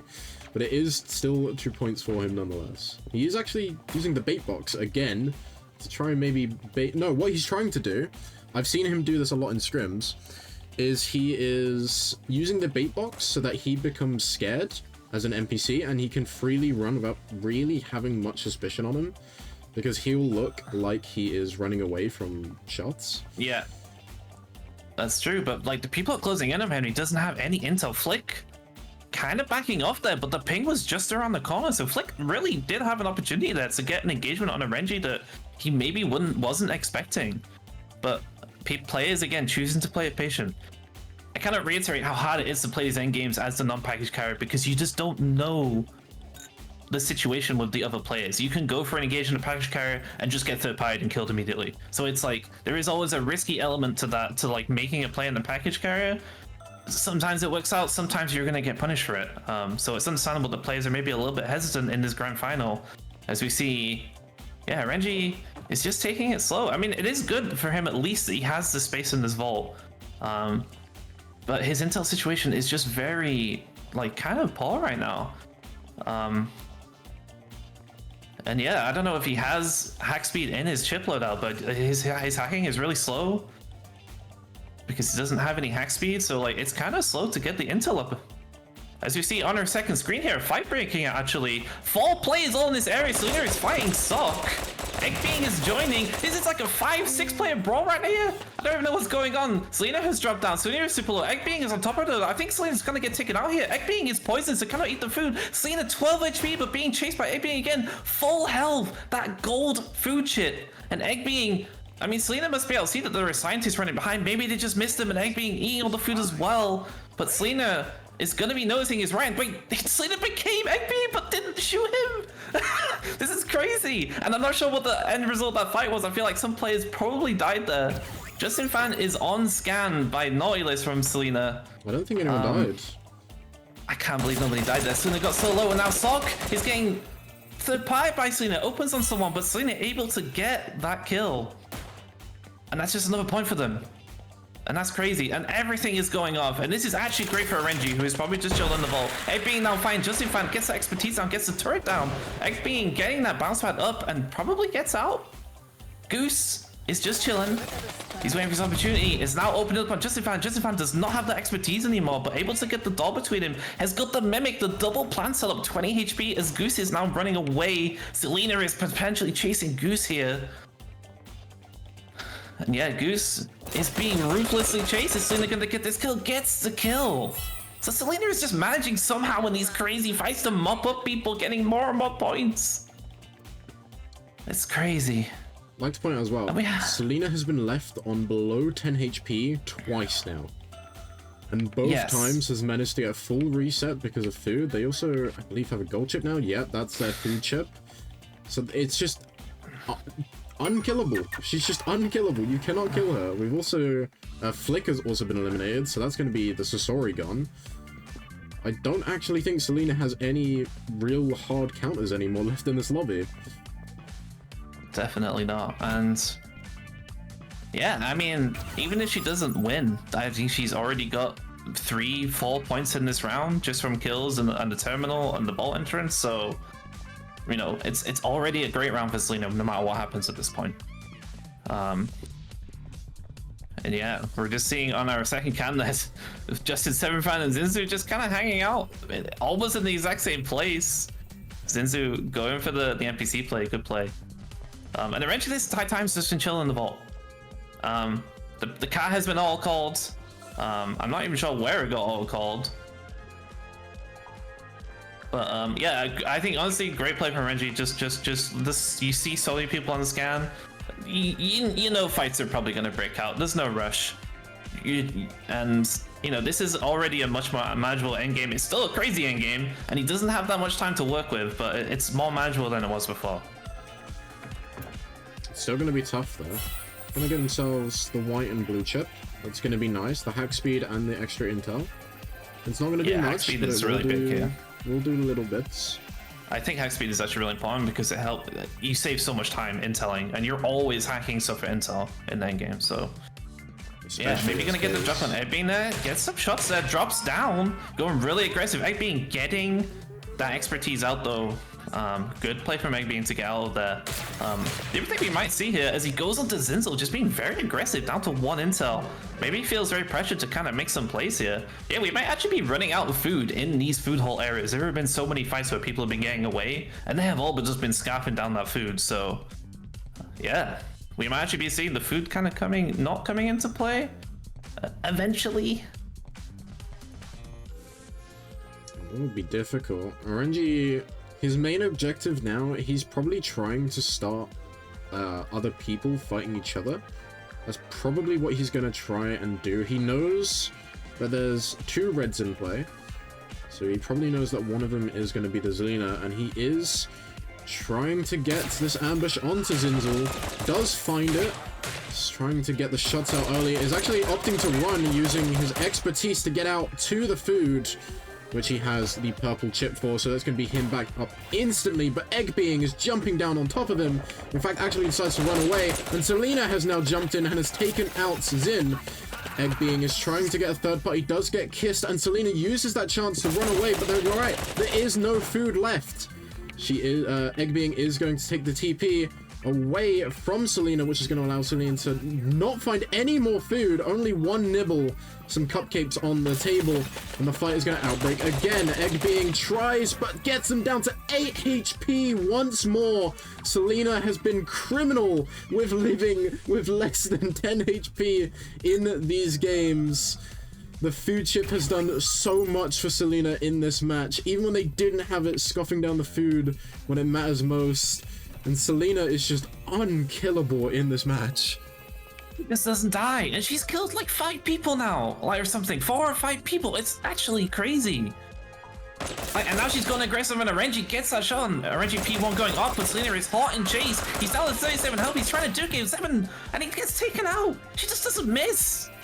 Justin 7 fan, she's in a 1v1. She has the package, and I don't know where the extract is. But she has all the intel Justin's and 2 minutes close. of time.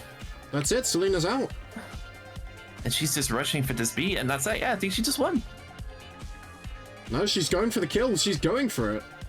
She wants that extra point. She could must be have feeling just confident. left. That's it. All eyes are going to be on true Selena Justin. fashion, she just wants to dominate. And this is great for her because Justin is not going to be ready for this. Oh, he is ready for it. Gets the turret down, gets the kiss, denies that expertise for now. Is she going to get the kill? But he gets it up eventually. She's down to 57. He's down to 37. This is really close. Selena might actually made a mistake. He's trying to get taken down, but Justin in fact cannot clutch out the kill. And Selena, again living on sub 20 HP, manages to get that kill. And in spectacular fashion, she has dominated this lobby again. I cannot believe what just happened in this match. That was insane. Don't be jealous.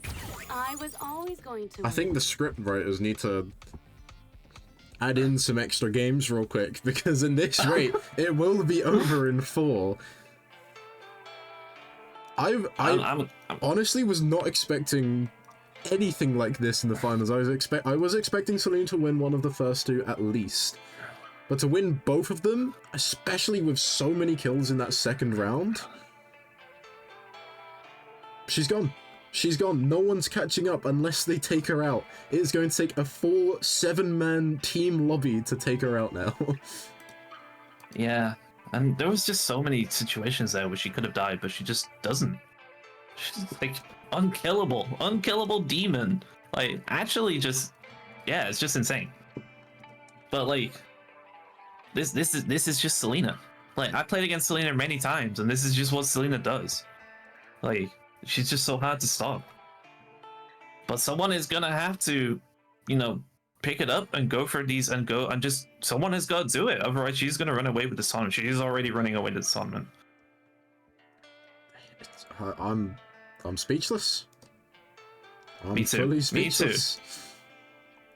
Like, and the other thing that is amazing about this fight, it's everything, man. It's like her aim. Like, Renji there, juking out on the Squire. Like, most people, he's gonna get away. I would say that, like, even a lot of the players in this lobby in that situation would not kill Renji in that moment. But Selena just didn't miss. And even with the fall-off damage, it just didn't matter. She just hit, like, almost every shot. And took him out as he was trying to escape. And her ability to read the game, her game sense. Like, the ability to find, like, every opportunity in that match where she just managed to, like, sneak up, get the third party, get the kill, know when to go in, know when to get out. Like, yeah, unparalleled, to be honest. Like, crazy, absolutely crazy game. I'm so lost. I'm overwhelmed. I'm gonna start packing my bags because we might be going home early. Like, it genuinely feels like it's gonna take. You know what? I've just looked at Selena's post-match result. 7 kills. She took down every single player in that lobby. That's insane. How? It's a one-woman show, apparently. Like, we're both so lost for words. I mean, genuinely, that might be the most dominant I've ever seen a player play in a Spire Scrims tournament match ever. Like, and she didn't even have the package. She orchestrated all of that without having the knowledge of pings. for like apart from like the last kill on Justin. Well, we can see what Selena has done to the scores. 29 points in 2 games. Orenji hasn't even made it to double digits with second place. I don't know what to say.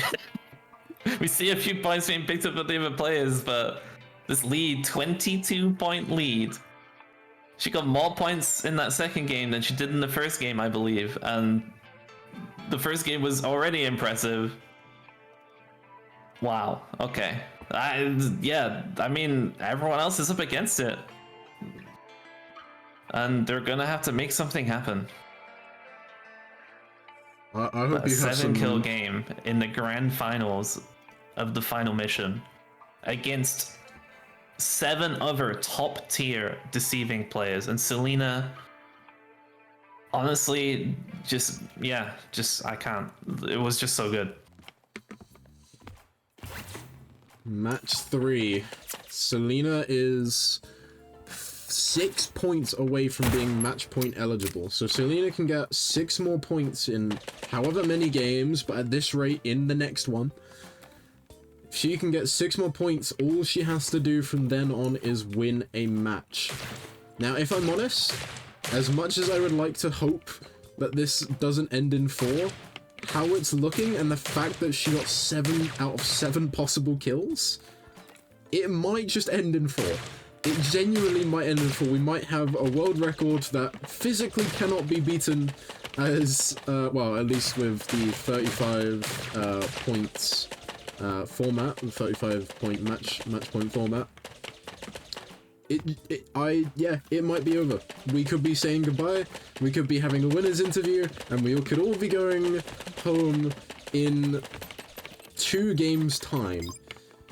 There's 7 other players who are desperately going to be stopping that now. I genuinely feel like every player might now be playing in sync and doing kind of what we saw in Sound Eclipse, trying to not fight each other.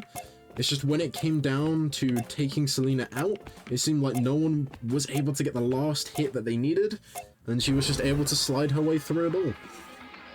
Yeah. Maybe somewhat a little bit comforting for the players is, I don't know if we're going to see her survive on sub 20 HP 3 times again in this match. I mean, we might. It's possible, but also, like, you know, if they can just push a little bit more, she might get taken out. Maybe we will see a Selena death in this grand final tournament. Maybe we won't. As you see, our reservists here gonna be going. I lost. Trying to get themselves eliminated so that we can continue this crazy story that has been developing in this match, in this grand final so far. But yeah, crazy scenes here. And the players are off. In a moment. Yeah, so there we go. We're off. We're already up to bat 2 Cavaliers. We see Zinzu and we see Sok on Cav. Now, here's something. Sok is using expertise 3, which means if he survives to case carrier, he will be able to take the pings from the case carrier and get a 3-stack get the scans. scan on them. And it doesn't oh my god, matter early aggression here. because Selena going up to here. Sok here. Is Sok able to take him out? I just switched up the build again, the 2 shields down, but Sok is only on 26 HP and the shotgun. And Selena completely switching up the build again here, running E3, W3, and just secured another point straight off the bat. Not even time 5 to breathe, not points. even time to discuss strategies, not even time to look at the other players in the lobby to see what agents are playing. Selena has already got a point. 5 points is all she needs. And a blue keycard, which is actually massive for potentially getting some terminal points here. So yeah, Justin, Larson,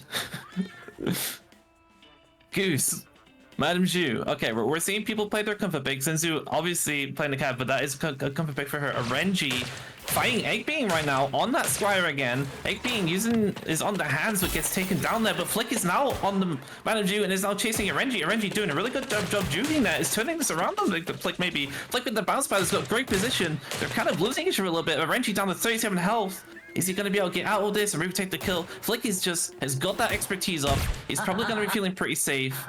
Renji actually getting baited by the clone there, and Justin Sevenfine is closing in, and Renji is running for his life. Must be close by.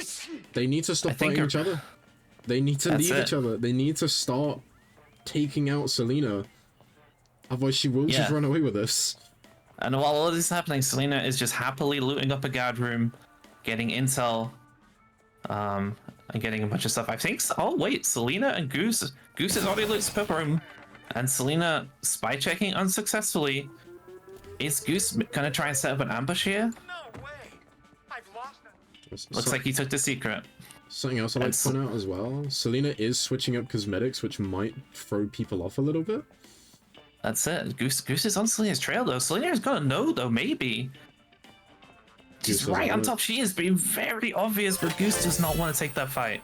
I don't blame him. And honestly, in that situation against a W3 red who can neutralize you, it's probably a great play. Like, you're not really in a great position there as a madam. But maybe Zinz... No, Zinz is on the other side. Goose, Selena just walks through. Goose is they're just trailing each other, but... And yeah, Goose is Selena. 100% aware. It's a good play from Selena though. Just like, I mean, she's just doing what she needs to do. She's just looting, and she's gonna get access to this purple room, and it's probably gonna be another point. There is a 3 in 4 chance that this is a terminal, and she's gonna secure another point, and she's gonna get her gold chip. God's gonna And that's stop another point down potentially. No, Oh, it's purple room. okay. Double purple. So A, B, and C have all the terminals. But she has double keycard now, so it's still good for her, honestly. As all the other players are being pretty passive in this lobby so far, honestly. After that early engagement where Sok was taken out, and we had the other fight where Renji and Flick both managing to get out. Renji and Let me see here. Goose walking side by side, both trying to go for this green room. Renji Renji just takes took the ammo ammo. directly behind Goose. And the Renji, Goose has done a good job with the NPC walk here, and the Renji's not aware of Goose. And Goose will see as soon as that nope, maybe okay. I mean, okay, it's very obvious. But Goose just playing passive, not choosing to fight. I'm choosing to fight now, gets the engagement of Renji, and Renji down to 40 HP already. Goose is kind of looking to get out of this one though, does not want to commit. And Goose honestly had really good HP there. Just as Zenfine is just sat inside that guard room. So had a really great opportunity to third party there. Zinzu is also in the area. Renji is struggling. Zinzu is on top of him. He's in the corner. This is not really very natural. And Zinzu sniffs him out and takes him down there. So Renji, that might have been another 0-point game for him here. And good for Selena, I think. I mean, it's good for Zinzu taking him down, but Selena is just, I'm not sure where she is. She's just chilling. And she's not really getting these engagements. She's got almost a full chip loadout. And yeah, so all these people getting kills on each other is just good for her so far. I would expect people to be hunting down everyone. By everyone, I mean just Selena. It's I mean- hard, honestly, like the discipline required when you see someone, and also if you're not playing an agent that 100% knows, which is only Cav, like, you have to take the chance if you see an agent, person who is blatantly an agent. Like, it might be Selena, it might not be. Like, that's kind of the beauty of Deceive, right? Like, you just don't have all the information all the time. It is true. It is hard to take down one specific player, especially if that specific player is Selena. Yep.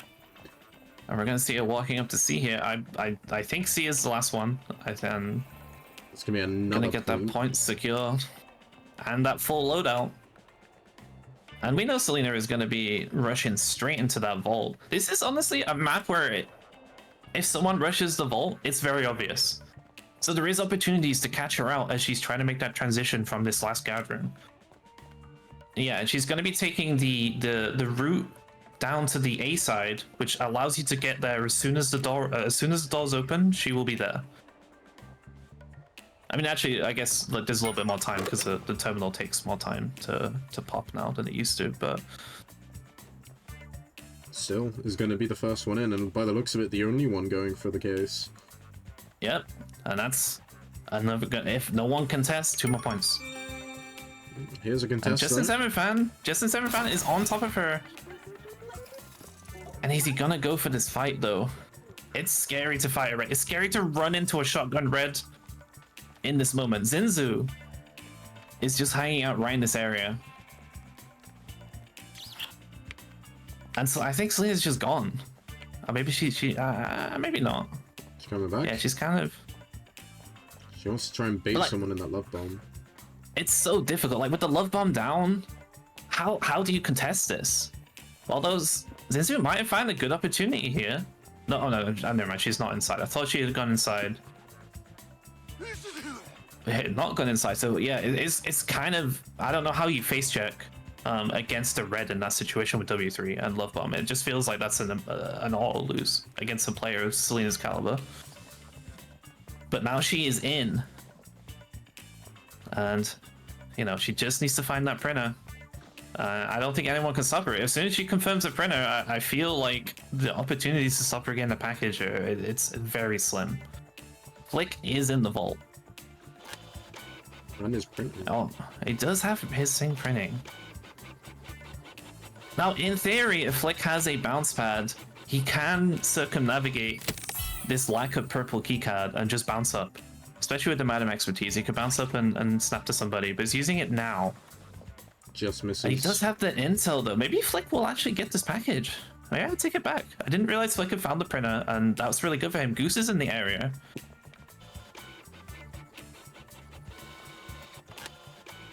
And yeah, it does look like Flick maybe is going to be in pole position. Goose is going into the same area as Selena. I don't know what's going to happen here. Selena... Goose just bounce padded up. This is good for Flick because this delays Selena, but Selena also now knows someone is in the area. Remember that was her own bounce pad. Oh, Goose is chasing. Is he going to get the snap? He's able to distract Selena. Is she going to get Flick before he takes the package? So he gets the package. This is a one-on-one in a really good situation for Selena, but she gets taken. Oh my goodness, she did not get taken down there. Flick was just not able to connect enough shots. And Selena again surviving on a tiny amount of HP. And using those health vials back to full. Denied the podium points by Flick. Flick did secure those points, but 1 point for the kill, and Selena has the package again. From what we've seen, I think Selena is 3 points away now. No, 2 because enter the vault. I think she's just 2 points away from that match point threshold. Yeah, and she's in a great opportunity to do this. And I fully expect for Selena to do what Selena does best, which is she is going to be positioning and posturing and already hunting down players. Already trying to get Goose there. The little cheeky shot around the corner. Goose is forced to back away.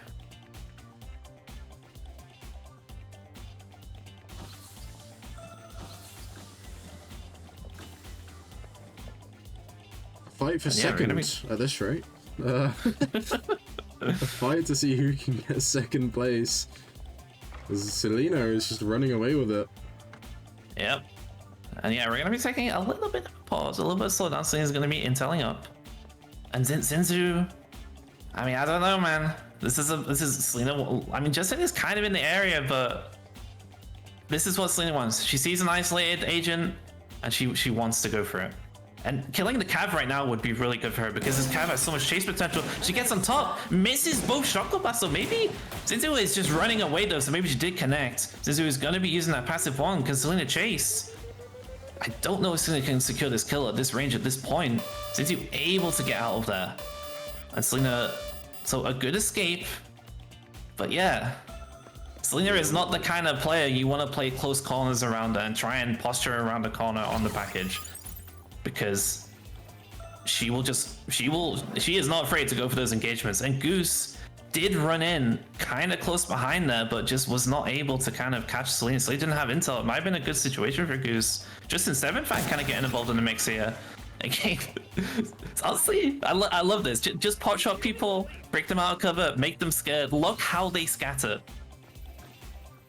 Selena lands one shot on you for probably like 6 damage or something, and people are like, okay, I'm getting out. I don't want to deal with this. I'm scared. I don't know who else is in the area.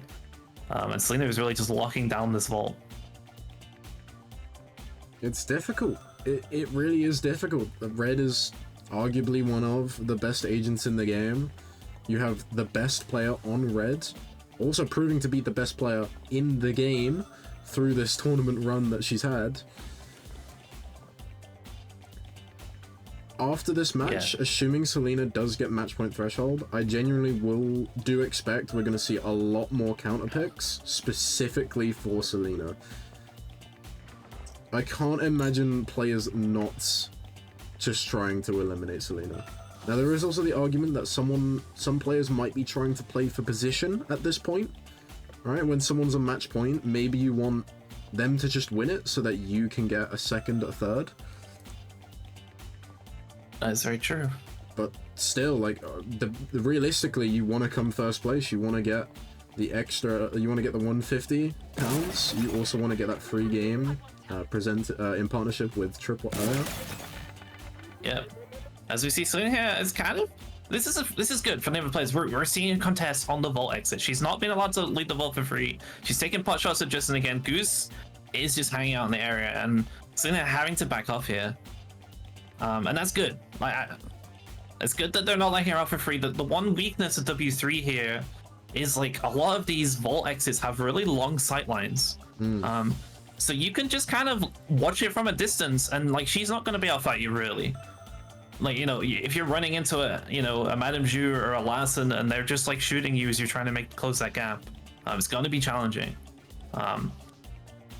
Having said that, I have seen Selena shield charge people many times where she just holds down the shield and just runs at them and is like, okay, you deal with this problem or I'm going to kill you. So we may still see that happen too.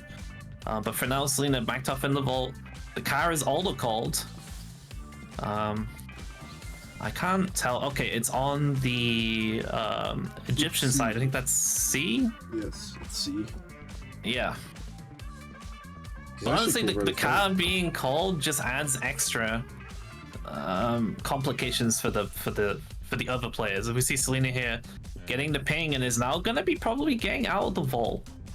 No one really on that side, and she did a great job of managing her ping there to sort of manage that. And now she's out into the map, has a lot more intel at her disposal, and a lot of time to play with still.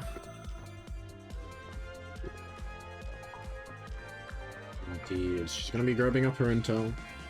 Gonna be scoping out the area. She sees Justin Fan. She's gonna take this fight immediately. Going aggressive here. Oh, gets the thing up, but he's already got his expertise down. Justin Fan, this could be good for him, but Selena is literally at full health, and he's just choosing to run again. And Goose is getting aggressive behind her though. She might get sapling. She might chasing him. Might be chasing too hard. I don't really know if she can catch him in the engages. Goose is coming behind her. She does not have expertise.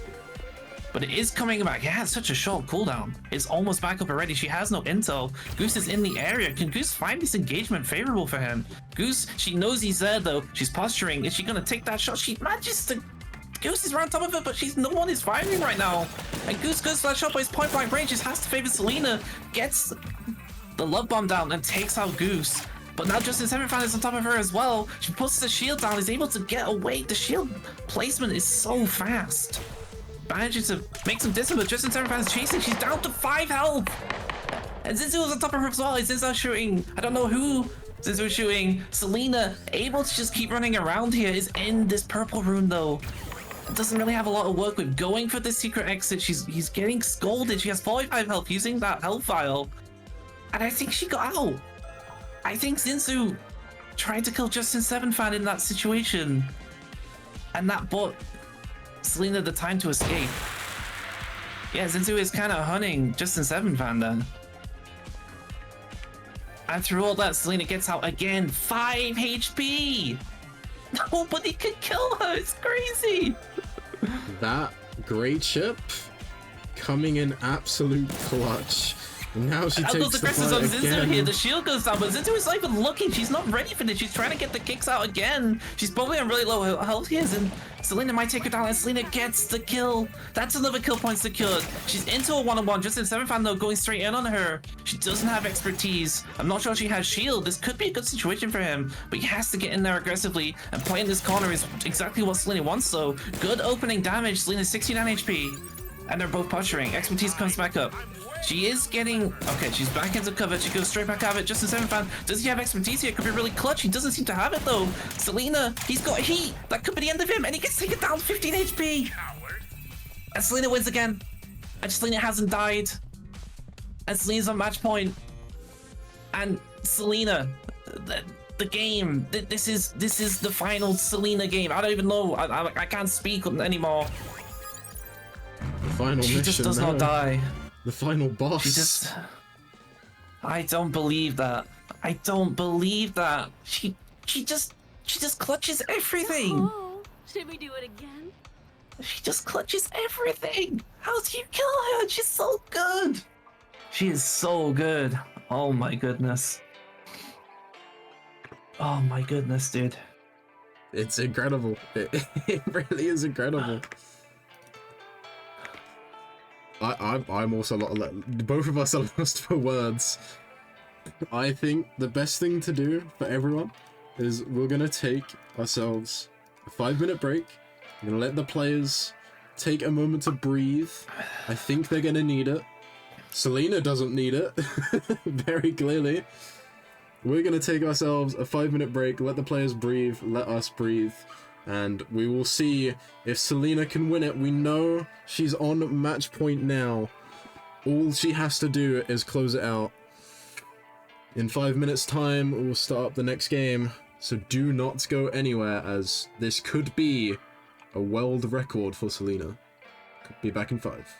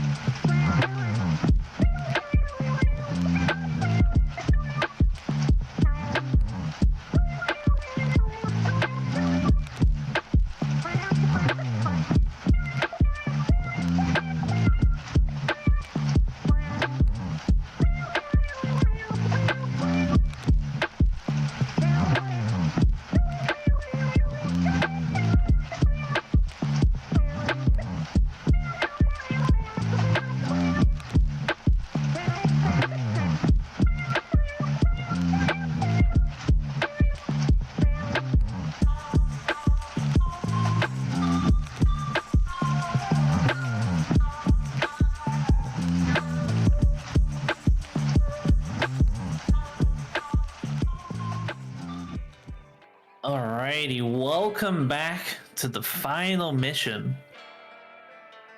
Presented to you by Spy Scrims in partnership with Tripwire.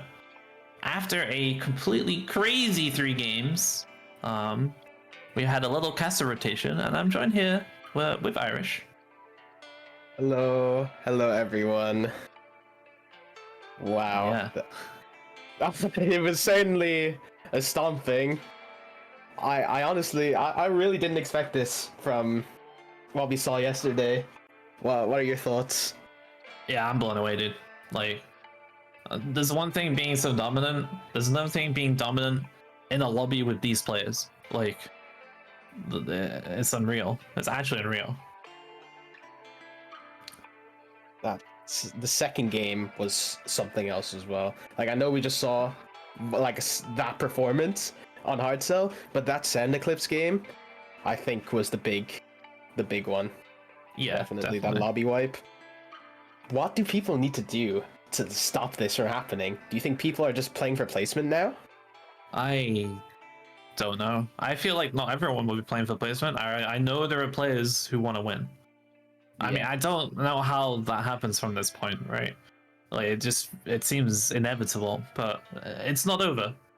And No, someone has definitely got to find this. Someone has got to kill Selena. Like she might win this tournament without dying in the finals. Like, that's nuts. And we have scores here, dude. 40 points after 3 games. The next player doesn't even have 10 points. That is so crazy. If you cover up Selena's name, maybe this looks like what the finals should have looked like. I don't know. Yeah, it's a really close finals, guys, if there wasn't one particular player in the lobby. Like, I don't even know how you get such a hold on like a lobby like this. Just crazy. It's so very well played from Selena from the get-go. Maybe it takes some people a while to get started, but if they don't start something soon, then they have to start right now, right? It has to be right now. And yeah, but it is interesting. So we have Arenji in second, Flick in third, and joint 4th place is Sok and Zinzu right now. So there is a lot of money and prizes and pride in getting that 2nd place secure, which is basically anyone in the lobby could still easily get 2nd place right now. Yeah, definitely. Maybe we could see someone win for a change, but I think definitely everyone is going to be wary of Selena winning here. Will we see some counterplay? I'm not sure. I don't know if people know what to play or if they know how to play the counterplay here. Yeah, I mean, it's not just like Selena plays red, right? We've seen every weapon, we've seen every expertise. I'm not sure about passives. We've definitely seen at least 2 different passives on her. Yeah. Probably not the one that makes you go fast. I don't expect to see that one. So like, No. She's not just playing the agent, right? She's playing the agent in like completely different styles and still dominating. And red is really flexible, so it's not even just like the necessary like counter pick that you have, right? Like, you might counter pick her with range, like playing an ace, and then she runs W2, and it's like your advantage is not as big as it would be if she was running W3, and you don't know what she's gonna run. That's true, and maybe that's why like people are struggling so much. It's because she's so versatile with her choices on the red that it's just hard to like know what she's gonna do, hard to know what to play against her, and then she also changes up her skin every match, so maybe that's a factor. If someone else plays red, you don't really know if you're fighting against Selena. That's it. That's very true. It does look like that she's the one and only red in this lobby, so... She's running the default red skin. I like that. Yeah. That's as inconspicuous as you could be, I guess, for the red player who has every red skin and is also Echelon 100. Would have been cool to see the diamond skin. That would have been a swaggy way to win the tournament for sure. As yeah, we're gonna see our observers getting eliminated here. Some really good spawns. We're gonna get into this one very quickly, which is great. Rick winning that observer race. Just yeah. So again, going through some agent picks here. Zinzu is on the Cavalier. Consistent pick for her. Goose is playing W3 Ace. That's something different from Goose for sure. But that E1 has potential. A nice touch from our observer to have such an intense kind of affect around the screen accidentally. But well, we're gonna see this the whole game. There's nothing wrong with that, I guess. there's nothing wrong with that, I guess. Just in 7, on the last one again. Yeah. They're changing it up though. They're using weapon 3. That's true. We have Selena, so she's running Love Bomb W1. And she's already in a guard room. Like, Selena is just playing her game plan. No changes at Flick. Some W1 Danger Sense Squire. Danger Sense is very smart on this map. It's Aranji going to his signature agent on the ace, yeah? yeah. What you'd expect, I guess. Yeah, it's a great map for ace, honestly. Yeah. Lena's found her purple room. Yeah. RNG getting their terminal done. Nice. Always nice to get that 1 point on the board, but I don't That's know. it. And Egg being It's just- here is... yeah, she's playing... Oh, sorry, they're playing the, Madden. I So, see, yeah. consistent pick on that one. I think the players might be very nervous. A lack of Oh, and attack. Sock Ooh. is playing the signature hands here, so we might see some hands, big Sock plays. Maybe Sock can catch out Selena, get that expertise down. She can't use her own, Yeah. and then get some of those headshots with the W3. Or double tap. That's his That's it. specialty. Yep. Zin on that cav. Yeah, this is very passive on Cavalier in general. That's the playstyle that they have. Who's on Ace? Yes, Goose is on ace, which is not something I've seen a lot of, so I'm interested to see. But like, Sock, that's Sock, it. yeah. Oh, Selena, Sock here. This is a great position for him. Selena's running. She's not going to be aware of Sock. It gets the ult down. The shield comes out immediately though. Good shield. Sock already down to 52 HP. The shield just completely countering Sock there, and Selena is now going aggressive on the chase. And Sock puts his own shield down. He's down to 18 HP though, and Selena takes him out. Is anybody going to be following up here and trying to kill him? You hear those red shots. Do you not want to go for that fight? The third Also pie, open. potentially. That was so quick. Everyone's just doing their volt terms. Was that a pop-up yeah. shot from an Ace I heard? I heard an ace W1. I think that was a Renji. But Selena's in the vault. And she's able to get in without anybody following up on that kill. So, eliminating Sock, Great. that's... Honestly, that's really big for her, because Sock is so scary. Yeah, definitely. Especially like the very strong in the weapon 3, but Selena just hitting every shot possible. Yeah, and she has a printer. Yeah, does she choose to take it? She's just gonna go deeper. She gets in the door for free, which is really nice. Probably gonna be looking for a deep printer. Yeah, going deeper is smart here. But Egg is also going deep into the vault. I'm pretty. Oh no, Egg is in the middle. Yeah, I With think Egg is Flick is in the crazy. vault right now, but yeah, Flick has got really good keycards. He's got that danger sense. He could maybe sniff Selena out. What would be perfect for Selena here is to get a purple room printer, because that's Looks very like safe. traced. Is that like half trace maybe? Could be. Flick seeing Selena walk in there, but does he know? Does Selena know that was Flick? Nah, maybe. Yeah, those dolls are so, like, Selena can see through the doll, but Flick can't, so... And she's gonna get this printer off. The problem here is that Flick already ran past the sprinter. Probably won't go back to it. Because he's already ran past, heard nothing happened with it. Unless Yeah. Flick can hear it from here, then Flick probably won't go back. And he's going to get a lot closer. Him and Eggbeing are in the same room. Doesn't have danger sense of cooldown. Oh, Flick is baited here because he hears the printer from Egg. So Flick definitely won't go back, so Selena has a free key card. Yeah. Unless Aaron is coming up on Selena. But I doubt it. Reggie is slowly making his way, but I think Selena's print must be close to being finished here. So it's already finished, I presume. And she's on her way, and she's going to be Yeah. securing that package. This is going to be a crazy endgame. There are 7 players alive. Selena is going to have the package, and she's got a crazy amount of work to do to win this one. Flick. Running past Flick. Oh, And Eggbeing gets into the printer here. They're having a fight, but Selena takes down Eggbeing. And that's a gold key card dropped in the gold room, which is really good for Selena. She's going to get this full heal from grabbing the package. very smart. Maybe leaving the spy cache if you need to heal up. That's a great Oh, they're idea. using the passive that makes you sprint.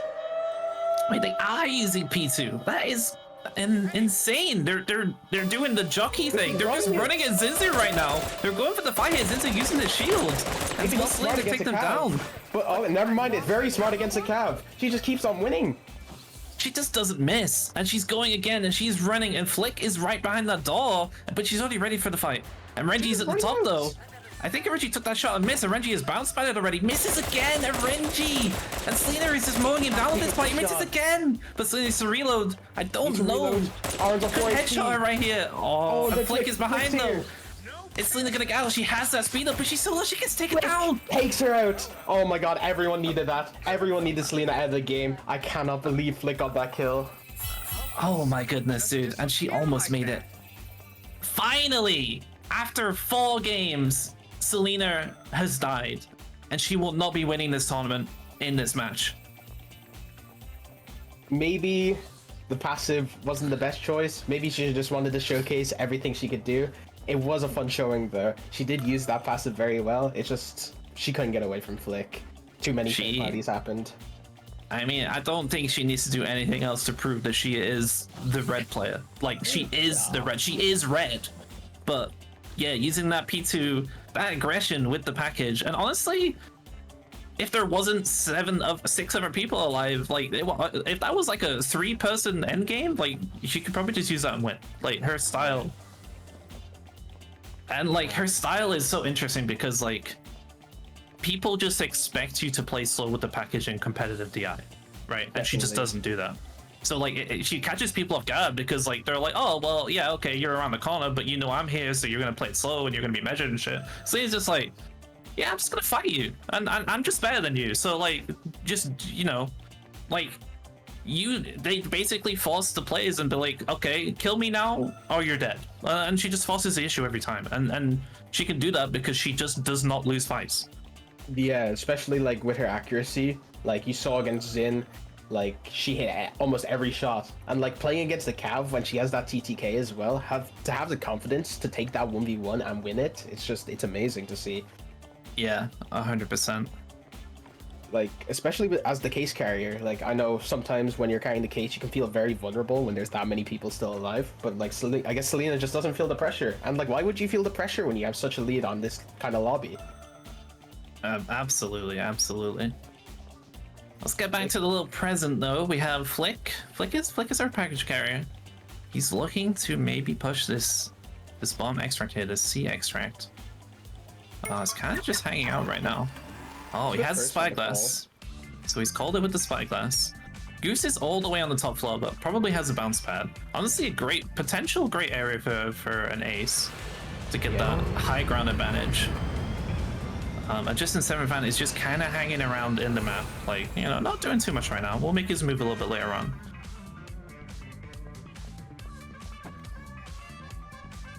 Yeah, I don't think Goose is aware that Justin's still alive as well. I don't think Justin and Goose are aware of each other. I could be wrong though.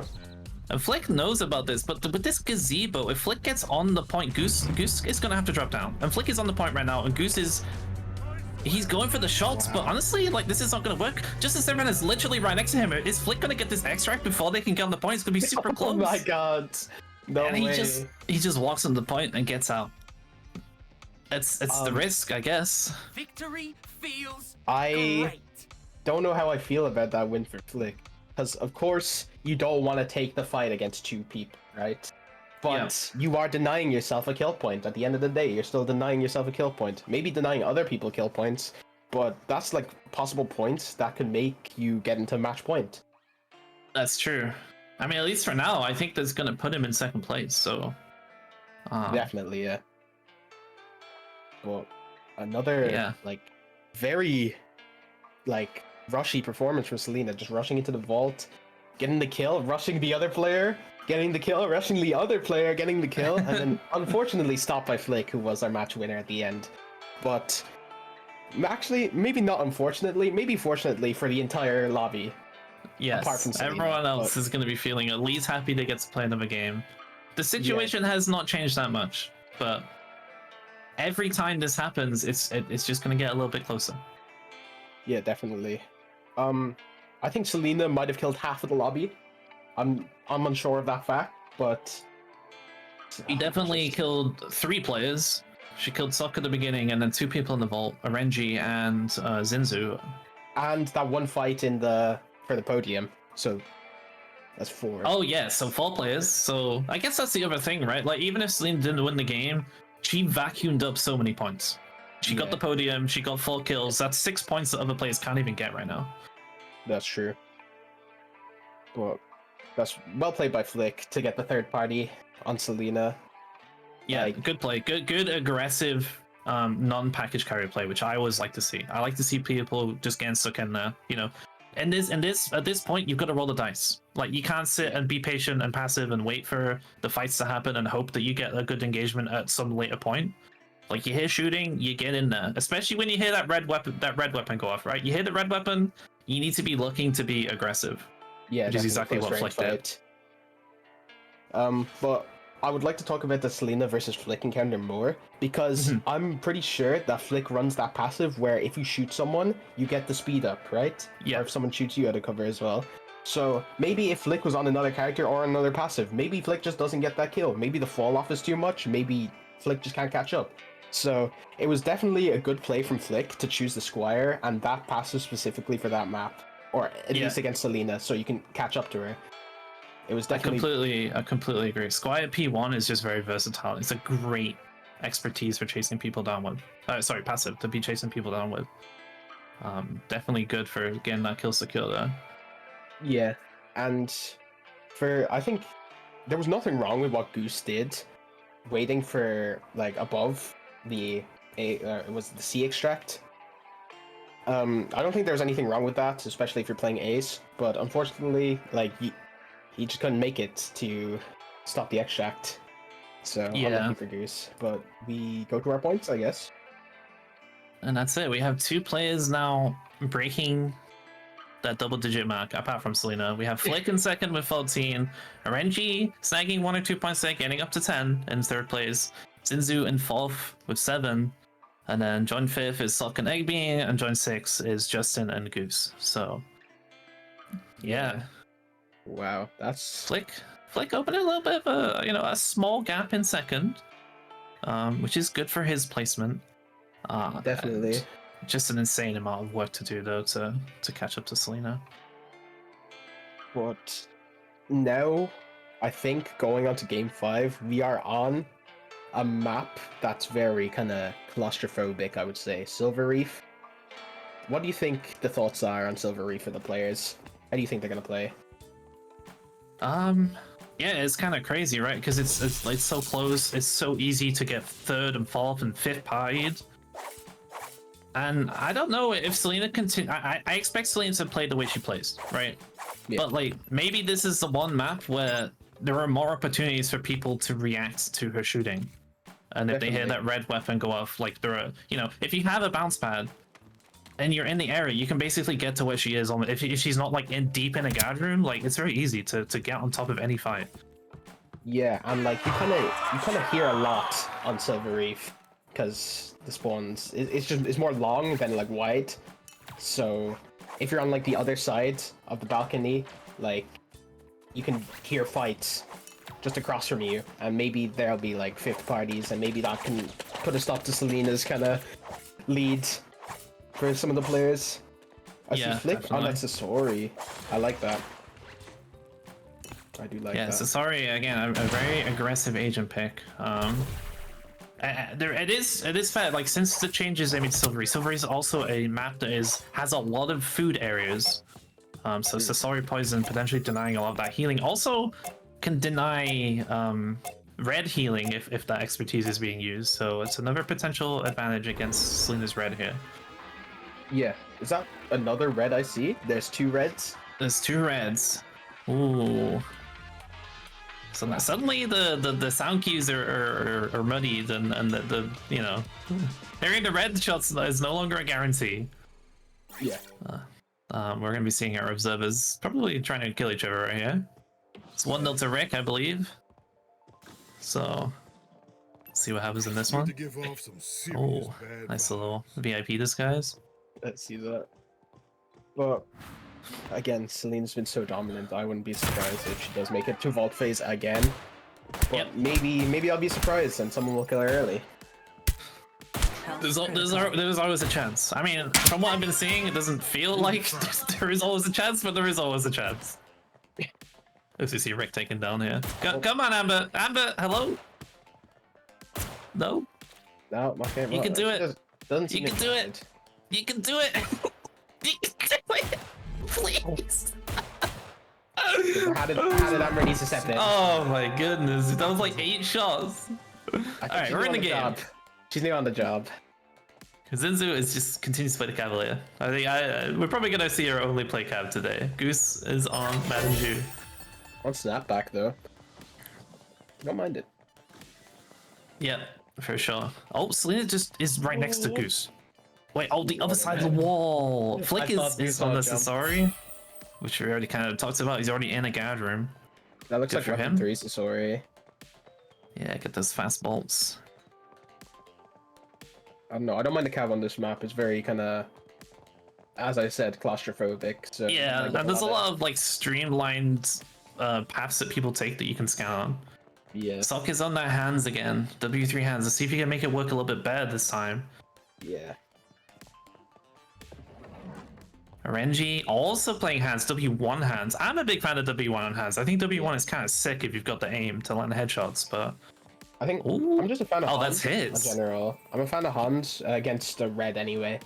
yeah, he's also running tripwires. That's kind of interesting. We have 3 players in this guard room right now. Flick, Goose, and Sock. Oh, no. I feel like a fight is inevitably going to be breaking out. Everyone is just hanging out. Someone just took the ammo. Flick is going for the engagement on Sock here. Doesn't even see Goose. He knocked him out of cover, but he's not really paying attention. Gets the shield down, or maybe that was Sock's shield. that And Flick Sock's is in a great shield? position to Just turn it onto Goose and gets the double kill. I think Sock just saved Flick. He did. I think he placed his shield right as he died, so his shield didn't get exploded by his death because it hadn't fully popped out yet. And Flick, really fantastic play there with the Sasori, getting the double kill, getting some points on the board, going to be getting access to this guard room. I think that guard was just teasing Flick. The guard, that elite guard, was just looking at the door, just not letting him in. Then Selena's for once you know, this is the first time we're seeing her. She's being a little bit more passive. And those 2 kills are great for Flick, but they're also great for Selena. I don't know. I think Selena's biggest problem is actually Flick. So, like, preferably you'd like those points to go elsewhere. But I guess That's it prevents true. other people from getting those points. So. Yeah, but on the individual game level, like every time a player dies, it just gives her a bad chance of winning. As we see Zinzu and Selena hanging out. Selena is literally doing the following the VIP guard behavior. She is literally NPCing to the max right now. This is cool. I like this. No, it's good if you want to stay kind of like hidden for the start of the Silver Reef. And I get it. Like, you want to not die, and I think the best chance of acting like an NPC is following that VIP around, because nobody wants to shoot the guard behind the VIP. Definitely. Also, those guards move very erratically, so like you're blending in is not as difficult as like an NPC walk. What is interesting is Zinzu did just watch her run into that green room and is probably very aware that she, you know, if Zinzu can spy check this, she might be in a great position I to think it take was down very Selena. smart to change your cover though, because Zinzel won't expect the cover That's change. true. And Zinzu could have scanned the door to get confirmation. They don't have the. They don't have the scan right now, and Selena just manages to get out. Oh, but they're scanning through the kitchen kind of window. Yeah, and Selena is still really close. They get the scan off. They know it's Selena. It tells you who it is, and they're doing a very casual walk towards Selena right now. Are they gonna catch them? Are they gonna know who it is? Selena playing very passively, and someone else just walked past Zinzu, and Zinzu's just not going for the engage. Selena just walks out. Very composed. Casual as you like. Getting red scan, a Cavalier scan is generally pretty terrifying, and she just walked out. Yeah. But I get why you wouldn't want to take a fight as Cav. Like, your weapons are so loud, like everyone can hear that. You're prone to getting third-partied. I get why you don't really want to chase a 1v1, especially if you don't think you could kill it quick. Yeah, that makes sense. And as Selena has shown time and time again, she does not die. It's not Egg easy also to got a take her red. out. Yeah, so Egbean is of a red. I guess we haven't spectated Egbean yet, but yeah, so that's our second red here. RNG is just trying to get these tripwires to get some work. And Selena has all the keycards again. So no one has done a vault terminal yet. Zinzu is just stalking Selena though. Yeah, it's very smart play. First vault been done, or first turn been done, sorry. Oh wait, Zin got a ping on someone else. Was it maybe Justin? No, It was not Flick. But Flick is like way out of there. Yeah, Flick's having a good game. Yeah, Flick is definitely being very proactive. I feel like most players are being pretty passive. Flick is being the proactive player in this lobby so far. Yeah, and it's always good to be kind of like proactive in Silver Reef, especially because everyone's just playing it passively. No one really likes to go for those vault terms. I think people are maybe a bit scared going for vault terms because they think, oh, I'm gonna get jumped. But Yep. people don't even tend to go into those blue rooms in Silver Reef, as I've seen. I think that one of the problems is that like it's really hard to get out of a lot of the rooms. Some rooms Yeah. literally have one exit, and it's like if you're in there and someone even if like and someone's in there as well, or maybe they're outside the door, you just like can't leave, and it's like really can be, it puts you in a really perilous situation. Yeah, definitely. Especially like I see it a lot on that kind of green room on the bottom floor next to, is it B? Yes. Tiny room with no exit. That room's brutal. awful. It's brutal to get caught in there. And yeah, I mean, On the weapon 3. Again, I've seen him a lot on the weapon 2. Do you think he's comfortable on every weapon with Larson? he's a very competent Larson player, so I would assume so. I mean, I think Weapon 3 has that like burst potential, but it's also risky because if you don't land that weapon throw headshot, like you're probably not killing the person. It's difficult. Weapon 2 is a lot more consistent, but and he's shown really real proficiency with Weapon 2, so I guess it's just, maybe he's just like, okay, I want to just have that potential to maybe one-shot Selena, like through damage. Yeah, definitely.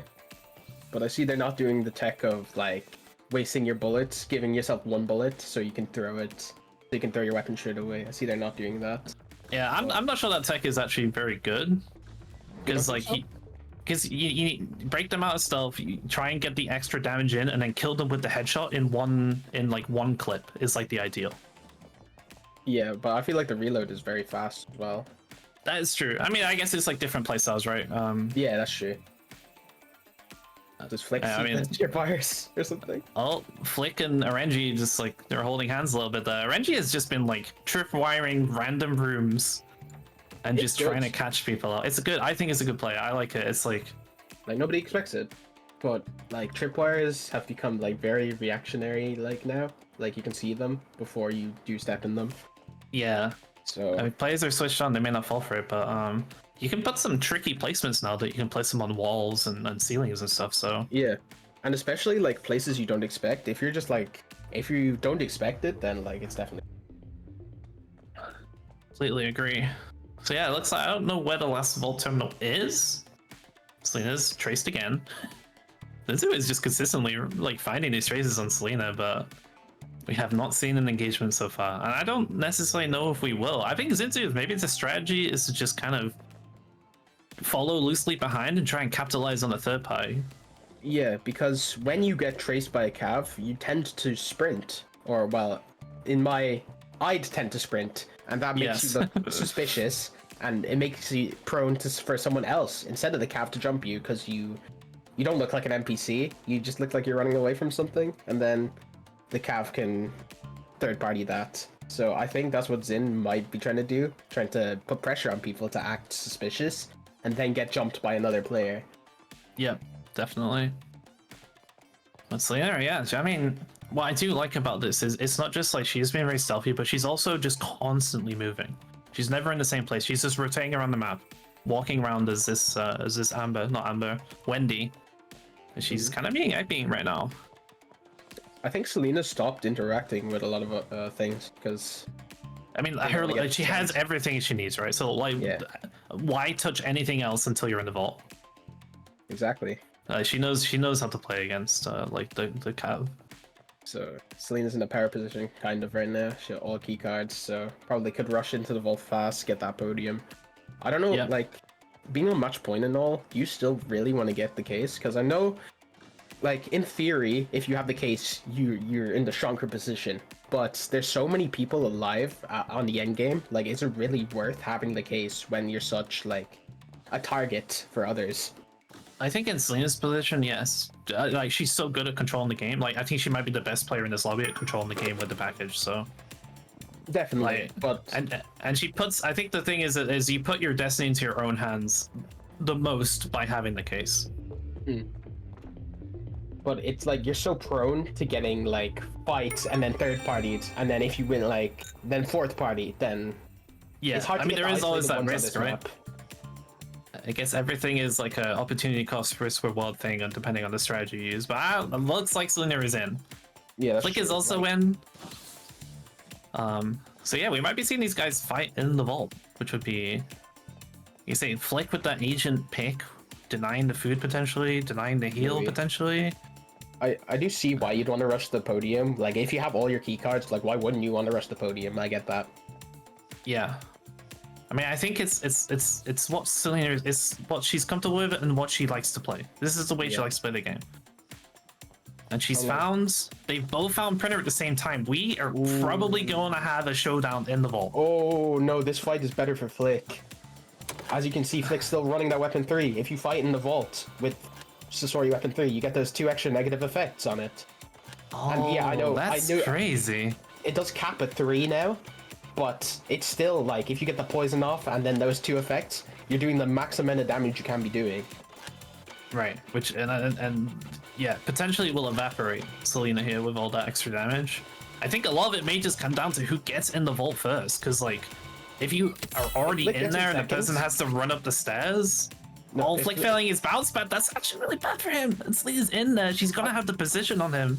I think it's really good for Flick, because Flick needs Selena to be in there first. It does not And- matter what the hell. And Selena just deletes him from the game, dude. Flick lost more than half of his health before he shot.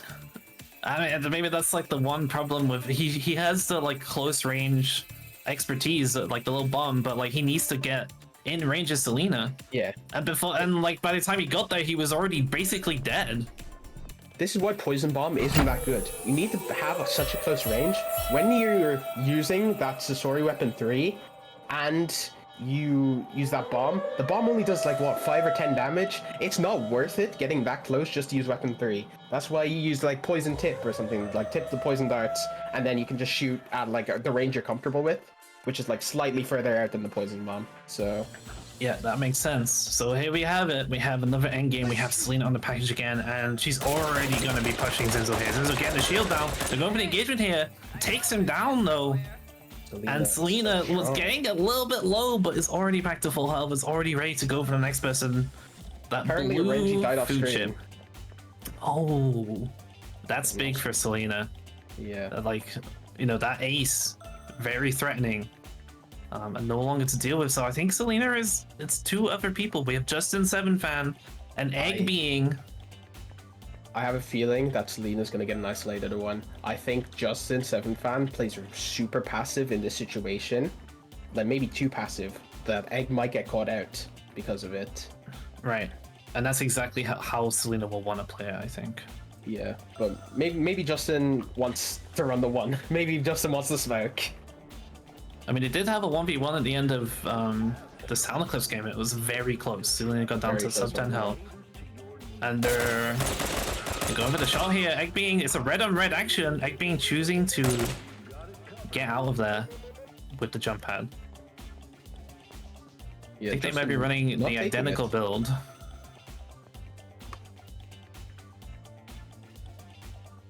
Yeah, Selena not giving anyone any time to breathe again. I'm sure Selena saw Justin on the scan. Okay, well, if she didn't see it first, she saw him now. Yeah, oh, I think she's very acutely aware. But Yeah, just Justin will take that range shot? I don't think so. I mean, the weapon throw has no fall off.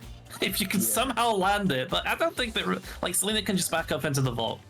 Like she's not gonna be, you know, she's in a position where she can just leave, and I don't think anyone can really fight her at that point. So Also, a bit off topic for Justin, but he is not using the E2 anymore. Yeah, he's got E1. I think it might be because Selena's already found the counterplay to what Justin's doing, you know? Like, charm Justin, shoot the turret, then it's rougher for Justin. But Yeah. now, I don't know, Justin might not be using turret, might be using a bit of bounce mat or something, maybe a bit more, like, mobile. So... maybe Yeah, Justin can get out interestingly, faster. Selena doesn't have charm. She has the heal, so Yeah, that's true. so, but it's again right. Like you don't know that, and when you're picking your agent, so like you have to worry about the charm, even if she doesn't even end up using it. Does that mean Justin is using a steal passive then? Maybe. Maybe he's going. I didn't think about that opportunity, but yeah, maybe he will try and go for a package now. And usually red is good at shutting that down, but without the charm, it's going to be more challenging. That's true, because like I saw Justin being super passive. Like Justin's playing super passive if you really want to steal the case. Yeah. Yeah, at some point you have to make that play. Yeah. And I guess the question is are you even gonna survive long enough to even reach Selena? I'm not sure. Egg playing under in the canopy. It's not too bad position. I think Selena has found her escape into the map though. This is good for her. Playing out on the map. Yeah. There's 1 minute till Kara's auto called. And yeah, I mean, she wants to fight Justin right now. Like, I don't know if Eggbean can really respond or not. They're kind of in Narnia in the vault. Oh no, this is an isolated one. This is exactly what Selena needs. She has very little intel though. Yeah, lacking intel. Probably wants to get some more before going on Justin, but Random scientist in the map. I think that spy cache in the middle could be big. I think it's an observer spec catch. Going on the engagement here on Eggbean getting the expertise off. But she does have the charm. I take it back. I got the wrong icon. And she's going to be in a great position to take her down. Justin steals it. She's got no expertise, so she's on low health. She gets the shield down, 44 HP. Is Justin going to be able to take her down here? 29 health. Justin, She has the good for bounce you. pad. Can she make You have it? bounce man now. Justin Does has have the bounce bounce man now. pad. He has 17 HP. She's going to be able to get out of this one. Justin, if He's you use still any of your chasing. intel, you have the case. You have the case. You have wall hacks. You can see her. Use the observer spy cache to get some help. 9 HP. And she gets taken down again. And Justin Justin. 7th fan. Teabagging. Goes with the Teabagging. teabag. That's insane. Oh my god. I knew Justin would switch it up. I knew Justin would change up this game. I just didn't know it would be like that. The steal, And he- perfect. The funny thing is the steal kind of didn't matter, but like he still made the right play. He managed to really capitalize on that fight. And honestly, part of that, Eggbean just didn't. Eggbean survived a real long time. Getting the bounce back, got the P1, got the heal off. Selena, you know, that was a long engagement for Selena's standards. Definitely. And then And- gave him that opportunity. You said that the steal didn't matter, but if Justin didn't steal, then Selena probably had another choice of just trying to escape the Larson, like just running Oh, away true, with the true. package. Yeah, But just with the scans. because like Justin got the package, like if Selena runs away, you're just leaving the package to that Larson, and you kind of have to engage on them now. And Yes. like another point, like if Justin Fan wanted to, Justin Fan could have held that game hostage, just ran away the whole time with the package, and then Selena wouldn't have won. You're So- right. You're right. You're absolutely correct. You're thinking big picture. The way more intelligent than I am, for sure. No, That was a But- great play from Justin Fan though. Like, and also like you said, the build switch up, dude. Bringing the bounce pad to counter Selena's bounce pad. You know, changing up the weapon and just like and then going ahead and having that the E1. I think one of the like you know the Yeah. expertise is to actually give him long duration stealth. Like he switched up the game plan and he made it work, and that was a great win for him. Yeah, it was a good win. A bit of, I guess, maybe not toxicity, but maybe a bit of frustration showing on Justin's end. You know, like when you finally get that kill on the person who's been dominating the lobby, you know, you just get a bit excited. We saw a bit of toxicity Yeah. in the teabag. But Yeah, probably a lot of relief. Again, a relief for the players. We get to Yeah, play another definitely. round in this game. And honestly, this is maybe not completely unexpected, you know. Selena, a fantastic player. Yeah, and then and in every one of these matches, she's so close. And she will continue to get a lot more chances, and you know, she's still very much in the driving seat. It's just, you know, the other players are maybe starting to figure out just a little bit. Some people making some individual plays. I think it's great to see. These matches have been super exciting. Yeah, definitely.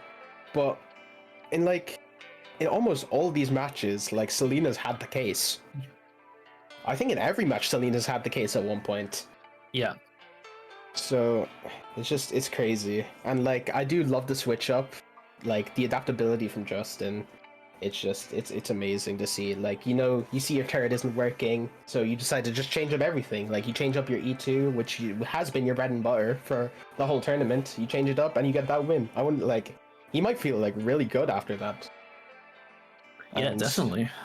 that a confidence boost is definitely needed when the lobby is going like this. It's such like a one-sided place. But now that like a few people have woken up, like maybe it just takes a few games to kind of just warm up, be ready. But we've had our first 5, and we're going into our second Fragrant Shore now, aren't we? So Yes. So our first repeated map, and this is also the map that Selena picked. that's So true. we're getting it again, and this is a map that she dominated the opening and just like kind of took it. So she's probably feeling pretty good to be back on Fragrant Shore. Yeah. And honestly, like it depends on the way she wants to play again, but if she wants to choose that passive style again, Fragrant Shore is very good for just like, you know, being very passive, because like it's a very large map. There's a lot of places you can kind of just hang out in that are like kind of, you know, they're not in the normal paths that people take to do vaults and stuff. So I'm kind of interested to see how she'll play it. Yeah. I don't know. I would like to see some more players be like aggressive. I'd like to see more kind of like early fights, because that I feel like we're kind of missing a lot of kind of like early engages, especially like if Selena gets caught off guard in like an early engagement, then like that could be like the big difference in the game. So maybe that early aggression is what some players need. But on Fragrant Shore, I don't know. It's kind of an open map. I tend to not like taking fights in like the open. When Vault starts, I tend to not like going into Vault, but I don't know what we'll see. Maybe Selena rushes the podium again. Like anything could happen.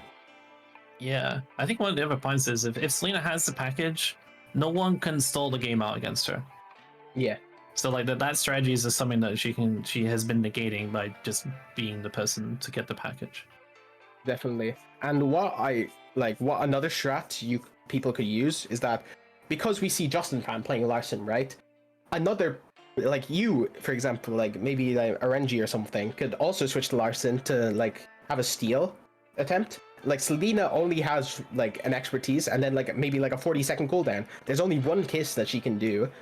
So if you like third party right with like the other Larson, then it's like a definite steal if Selena has the case. So people could play like that as well. All right, the 7 Larson lobby. Yeah, 7 Larsons. I mean, I was like before hopping on the casting, I was like, everyone just play Hans, bro. Everyone just play Hans. If you fight another Hans, don't fight them. Everyone just fight their head. But Yeah, I don't think that'll definitely. happen. No, I don't expect to see 7 of any agent in the lobby. That would be literally insane. But yeah, crazier things have happened. Maybe, probably not in DI so far. But yeah, I mean, it's I guess it's interesting. You know, like I mean, we'll have to see what the points update. So Flick had a pretty reasonable round, I think, even though he died to Selena in the vault room. Yeah. And then obviously Justin Sevenfang gained some very valuable points at the end. So, but I think, yeah, Flick is doing a good job in cementing his second place right now. And as I said, like every game that goes by, if Flick can keep getting these, you know, scrapping out these points, like he is getting closer and closer to that match point total. Okay, we do have the score. I got word that Selena did receive a -2 points deduction for no screenshot, I think. So, Right. But oh yeah, okay. Second time no screenshot for Selena, so they received a -2 points deduction. But does it really matter when you see the scoreboard right now? Definitely not. No.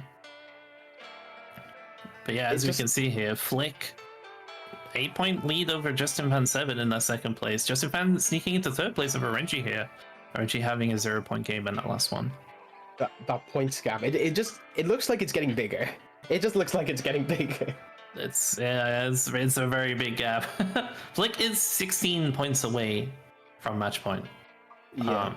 That's. I mean, in theory, it's possible to do that in one game. In theory, I think probably like 2 good games will get him there. Yeah. More realistically, unless he just does a Selena and kills 7 people and does, wins everything. But Selena's just done so well. But I'm happy to see that the other people are starting to get into it. Maybe they've woken up a bit. They're starting to get into it. The confidence is starting to build back up. Because Selena hasn't won a game, they're maybe they have the confidence back that they can start winning again. That's true.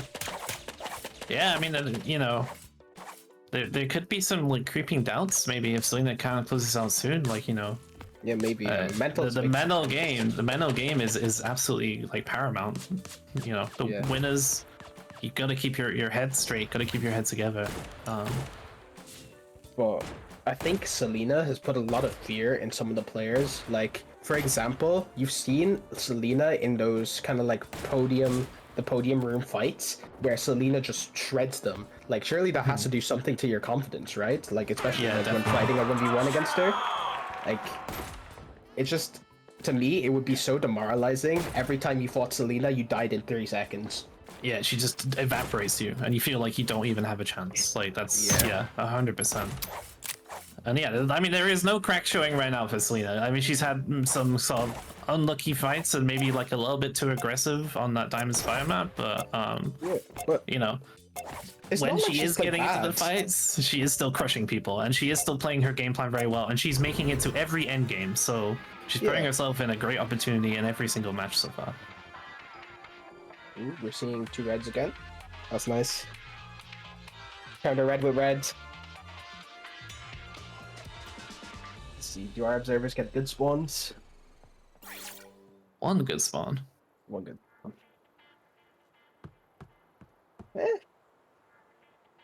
One good spawn, 1 alright spawn. Yeah, that's actually not so bad. Well, here we go again. Another match, or 6th match. Goose is on the ace again with the W3. Good map for ace here. Yeah.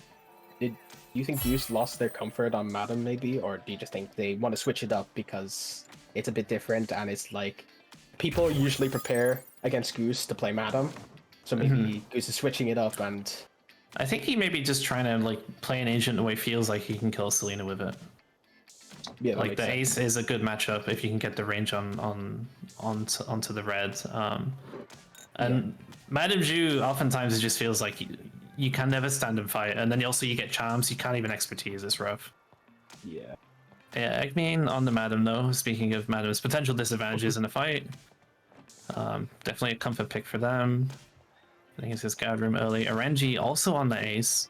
We haven't seen too much out of Arenji's ace so far. I'm really hoping that he can kind of pick up maybe a early kill or 2 and get some confidence into that aim and really get rolling, because when Arenji's on his game, he's deadly. I think the problem being, Arenji takes fights, but they often end close range, and it's probably to his demise that happens. Sock's also on the ace, though. 3 aces in the lobby. It's a lot of ace in this lobby. Zinzel is the other player playing the red, so switch up from Zinzel. Yeah. Justin 7 Van. I mean, Nice. so we expect her. Why change it? You just won a game with it. That's true. Are we? Is that everyone? No, it's Flick. Flick is. And Flick is on that Sasori again. I'm not sure about Sasori on this map. Maybe in some of the vault guard rooms, and maybe in the vault, it's a good pick, but there's a lot of open spaces. I don't see Selena.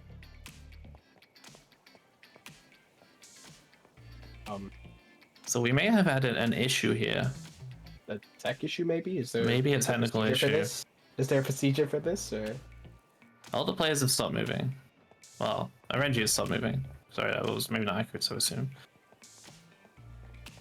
I assume the game will go on as is, but that's really bad for Selena. Like, That's really I mean, unfortunate. when you disconnect, it's never good for you. But Yes. like, one less game where you could win, and that's Right. really important. That's And also on potentially your favorite map, so that's very unfortunate. Every other player, though, I mean, I don't know if they know, but valuable points to be gained here. RNG and Eggbeing. RNG getting the shot onto Eggbeing, getting initiation. 2 shots so far. Triple shot gets that kill. Great play from RNG. There is the shots we're expecting to see from him. That's going to do great for his confidence.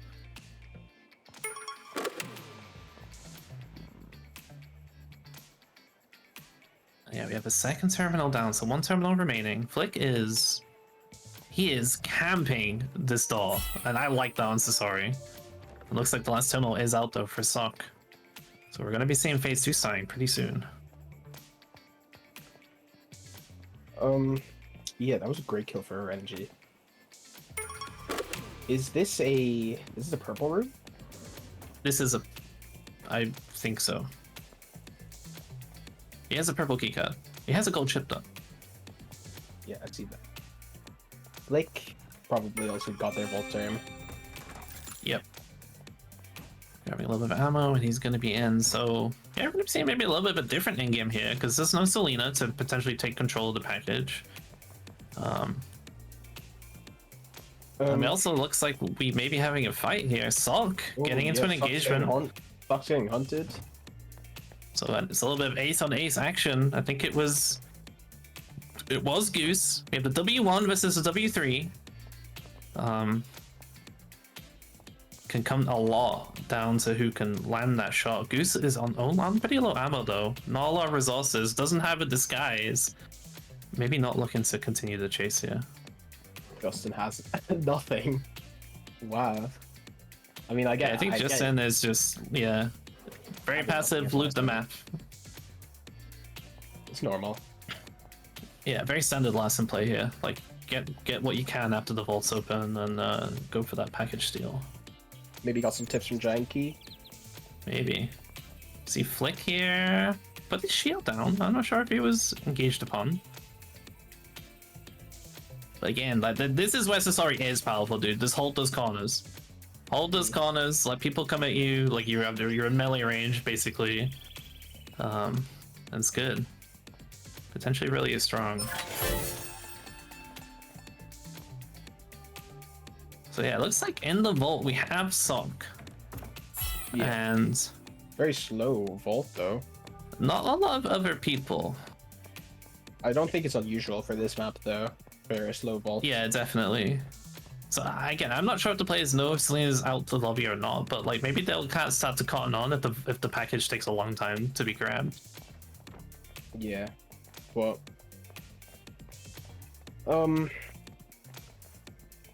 This is just, it's an unfortunate situation, I think, for Selena. Yeah, definitely. I guess the show goes on. Yeah, it's unfortunate. I think realistically, like, once people have started, like, looting, maybe they got a vault terminal point, it's very unfair to the other players to restart the game.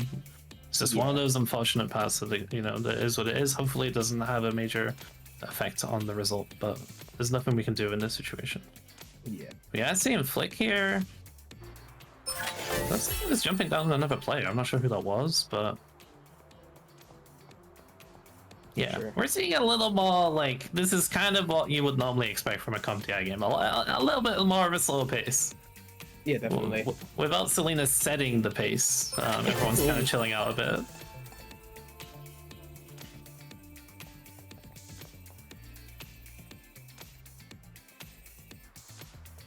Yeah, I'm not sure if anyone's even on a printer yet. Goose is hanging outside. We got like 3 players hanging outside the vault. Oh, RNG getting into a fight here. Another ace on ace action. We've got Sok versus RNG. And RNG is choosing to get out of there. Sok can use his hunting, his expertise if he wants to. He's got that timer running before he can choose to activate or not. Sok. and he's letting it time out. Ooh. Or maybe it was already active, I couldn't really tell, but Renji now going for the Third Scrambler party, and getting on third top of party. him. There is another third party hit coming from Flick. Flick is just on top of them both. This is really good for Flick. The shield goes down. He gets the bomb up. He's now killing Sok. Gets Sok down. There's the Renji gonna try and face check this corner. Renji's on the corner. Flick is going aggressive again here. Flick is down to 21 HP, though 6 HP. He's gonna get the double melee. Zinzu is here.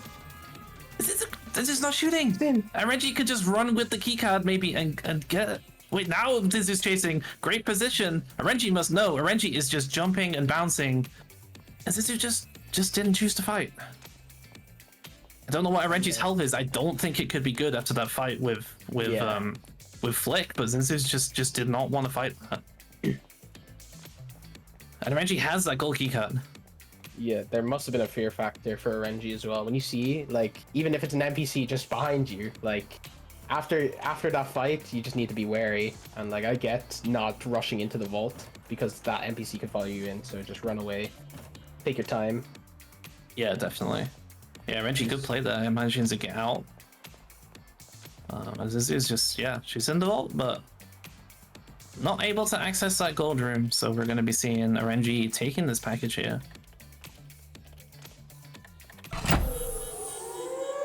Getting that scramble at ambush. Justin and Goose, have they even entered the vault yet? I am not sure. Pretty important to do that. Grab that point. Every point could be important here for placement and for maybe match point if it keeps going. I think Justin's getting his vault point now. Yep.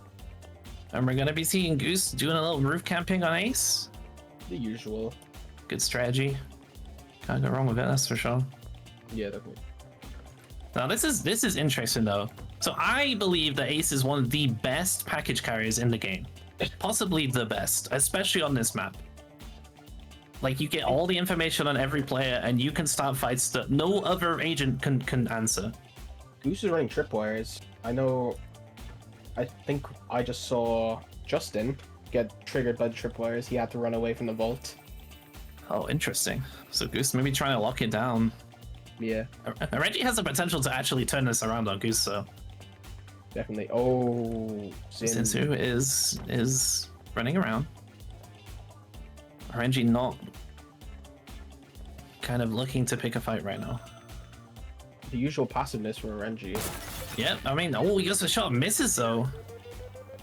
Zinzu not really choosing to close the gap here. Renji got a great position, not a lot of intel, but he knows Zinzu's going up those stairs. Gets the shot, even through the shield. Through the shield, wow.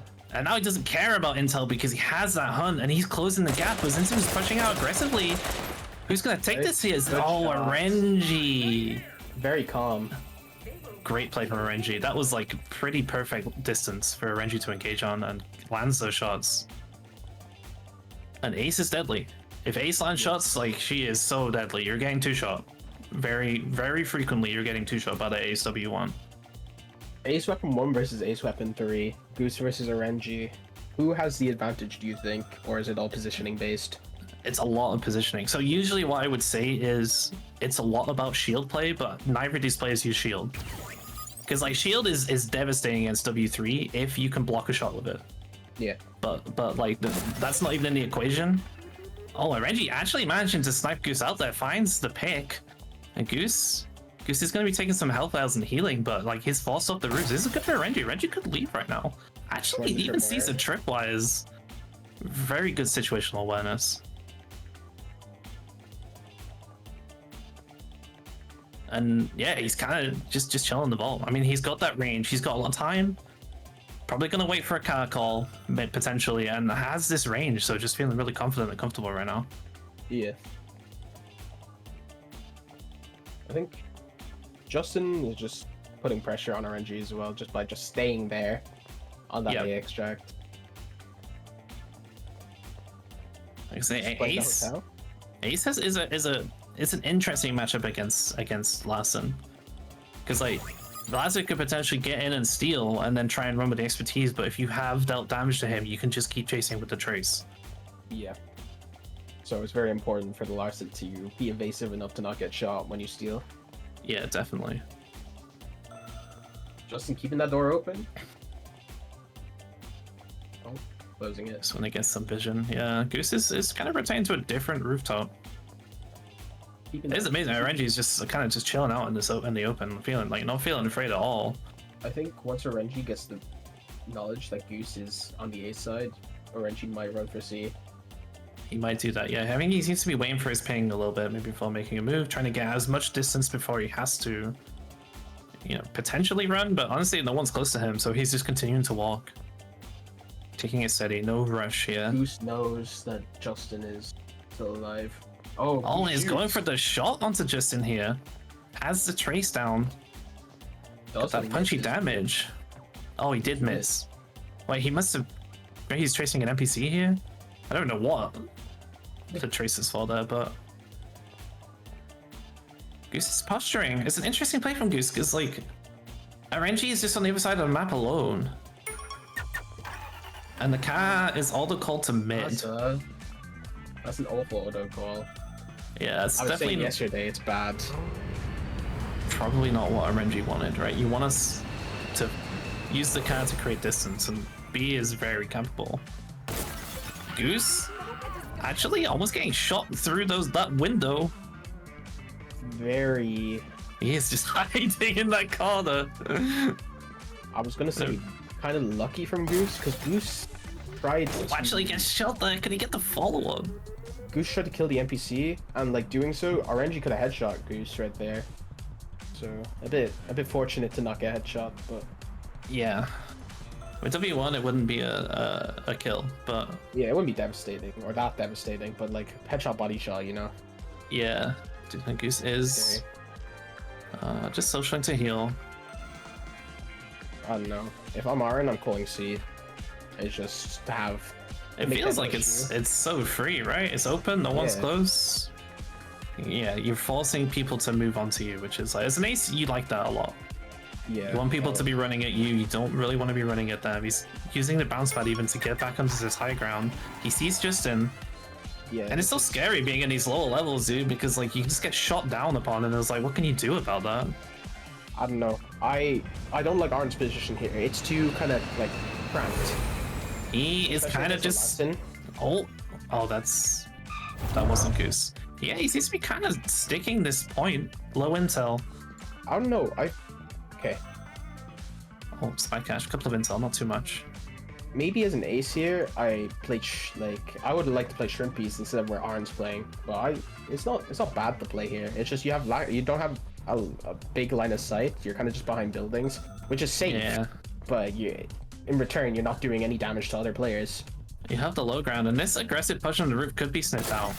I mean, he's going to be shooting Goose again, doesn't get the shot. And Goose is trying to return. You give away from being here. Like, for example, if you were in Shrimpies, you kind of have a longer sideline. They have to hide behind that small kind of balcony bit. But since you're playing here, they have a whole wall to hide behind, and you can't really shoot at them. Yeah, Goose is playing it very passively here. Justin is also lurking. I don't know if Justin will choose to make a move or maybe wait. I mean, good shot by RNG. RNG is consistently peppering Goose with these shots. He even blows the expertise. He's looking to push onto the point now. He's forcing the issue. Is Justin ready to respond? He has the scrambler down. I think Justin will be able to get this bounce pad off, hopefully. And Goose, he bounce padded out. And he's trying to go aggressive on the Goose. He gets the bounce pad, gets the shot. Justin's on the point. Is Justin gonna kill Goose? RNG did get hit. Down to 68 HP, is choosing to run away. Justin jumped on the wrong ace. Justin yeah, he kills Goose. It's a 1v1. I think Justin thought Goose had the package, and he was just unfortunate in picking which ace to jump on. I agree, but honestly, a good bait by RNG. Yeah. Like, he looked like he was hard coming to the point. He actually didn't hard commit to the point. His situation is not amazing. No intel, 2 minutes to go. Is gonna have to force something soon, but he still has probably just enough time to make something work here. If I'm a RNG, I'm not calling A. It's significantly worse than C for you. Yeah, it kind of depends on his position. If you can catch that last sim before he can get close to you, hit a chunky shot onto him, like maybe even force him to expertise, like you're in an amazing position. But Justin Sevenhand has really closed the gap here. He's kind of aware where Renji could be. Calling A is really it's kind of slow because of course you have to wait 20 seconds for the car, right? But then just the process of extracting, you're on that one side of the building. The only places you can really go is that green room, around the building, or into the blue room, and it's just not great for an ace in my opinion. But whereas C, when you call C, you have so much open space you can go to. Yeah, and Renji is calling A here. Yeah, There's 1 minute on the clock. Choice. It does buy him a little bit more time. Justin Fan is kind of running away, but like he has plenty of time. Yeah, And even thing as well, A doesn't have a lot of great angles, and like, you know, the distance between you and Justin is Renji and Justin is not going to be that high. The sight lines aren't great. He's out of intel. Yeah, Justin plays the roof, like obviously. The car is about to arrive. Does he have time? He's kind of being indecisive here. He's on the point. Justin's is he going to get in? Plays around the building. I think that's a really bad decision. Just is he gonna? He is gonna get on the point. He's gonna deny it. Renji's there. Does he land the shot? He misses the first shot. He's bounce padded out. Justin is kind of chasing. He's going for the steal right now, and now he's going to shooting. But he's getting slowed. And Renji, is he gonna get headshot? He's down to 40 HP. He hits the headshot with the W3. He's teabagging again. He's ruthless. He's won 2 games in a row. And Justin Sevenfound again in that 1v1 end game takes down the package carrier and wins. And victory once again. Well That played was by Justin. crazy. Yeah, he was one shot away. That dude. I think if he misses that weapon shot, weapon throw, he's probably dead, and he probably loses. I say well played by Justin, but Justin didn't play to the best in my opinion. He was indecisive on where to attack from against RNG when pushing. I know RNG was out of intel, so RNG couldn't scan, so it was a guess of either roof or one side of the building. And then again, Justin survived because of Aaron missing shots. So, but it's good to get that like weapon 3, like headshot, or even just like throw hit. Yeah, definitely. It's big. It's just such a close fight overall. Yeah. And like, I don't know what that'll do to Aaron's mental. Like, you know, missing the shot is like, it's bad enough. And then once you lose, get hit by that weapon 3 throw, and then get teabagged, it might be like that. My mental, I'm chalked after that one. I'm angry.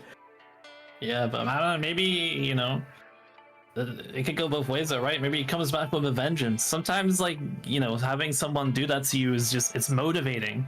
You know, you're frustrated, but you channel that into something positive for your gameplay. So we all have to see. But for now, after 3 more crazy games, we're going to be taking another short break. So, you know, go up and stretch your legs, but make sure you're back here in a few minutes to continue the final mission, grand finals.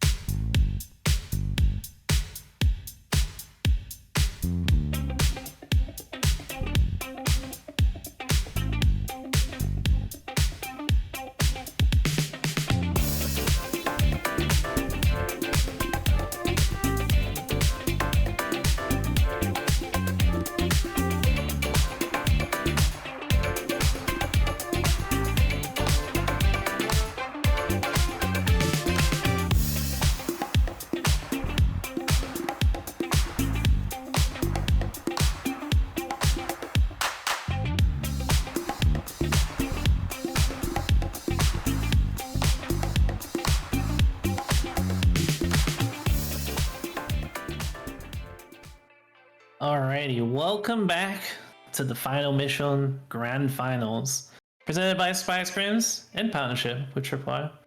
We are looking at some scores here after Game 6. And yeah, some interesting things. Irish, you want to talk about them? Yeah. Selena DCing, I don't think she'll be too mad at looking at the scoreboard right now, because, like, Flick didn't get many points from that. So, if I'm Selena, I'm like, oh, thank God that Flick didn't get more points. Yeah, But definitely. Selena still has a grasp on this game, so one more good game from Selena, it could end, like, right on this map. Definitely. I mean, it's interesting, RNG actually slipping into that third place, even though Justin won the last match. So RNG getting more points despite not extracting. And then we have some, you know, Egg Being, Zinzu, Sock, and Goose kind of a little bit lower down in the positions right now. So we kind of have an established top 4 and an established bottom 4, but it can still change. Yeah, it's been kind of close for majority of the match. Like, I don't know what the bottom players are doing wrong. Like, I don't think they've done anything wrong per se. It's just like other players have been so dominant in the time they've taken, like in their wins. For example, like RNG could have won that game, got 4 kills. If RNG won that game, like he would have done a lot. But maybe Justin also taking his wins very well, like sneaking in the victory, maybe not gaining as much points as others, but getting the win points, taking them for other players, and stopping match point from happening. It's very good from Justin. Yeah, I completely agree. So yeah, maybe we'll see some switch ups from the bottom four. Maybe they'll continue to play.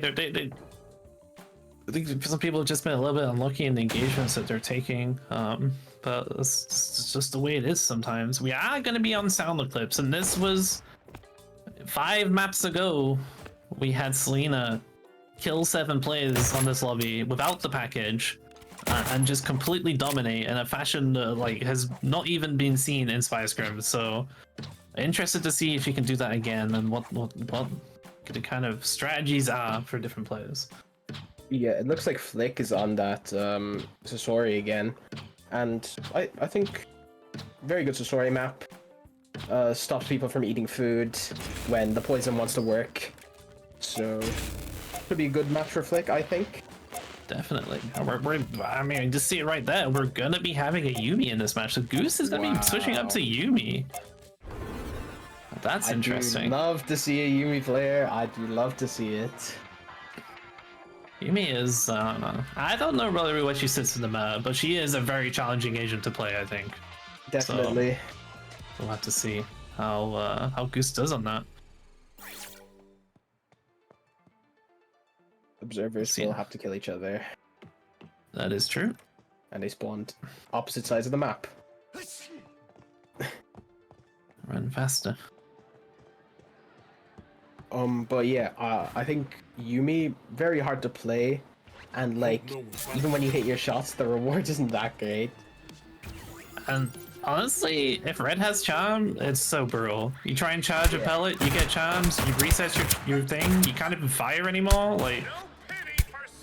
Health critical. Oh, Rick taking down all of these here. It's Go on, strong Doug. Go on, Doug. Go on. That staff training day, come on. It has to come in clutch. But there's 2 of them now.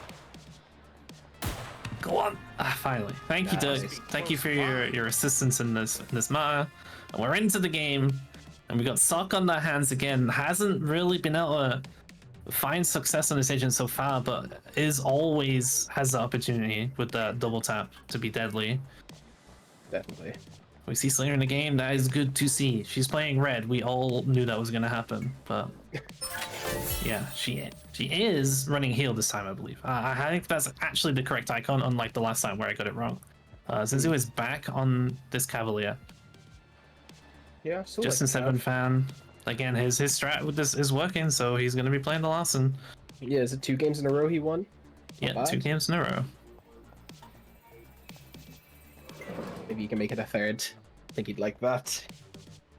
It's starting to get some points. Yeah, you see the Goose on the Yuumi? E3, is that weapon 1? I think it's weapon 1, yeah. So going to be potentially neutralizing people. Flick on the Sasori. Again. So he's having some mixed success with the agent, but like not doing too bad at all, definitely. Egg being playing that Madame Zhu again. A lot of people stop Madam because... Yeah, and RNG is on the 8. So Eggbeing and Selena are literally on top of each other, and Selena getting baited by that thing there, but going for the heal, and now in this engagement, the bounce back kind of puts him in no man's land. But maybe getting good damage out here, but Selena is still taking down Eggbeing there, so getting that kill, getting that elimination. The points don't matter. And trying to kind of stealth out now. Good kill from Selena. It's a good kill for sure. Egg.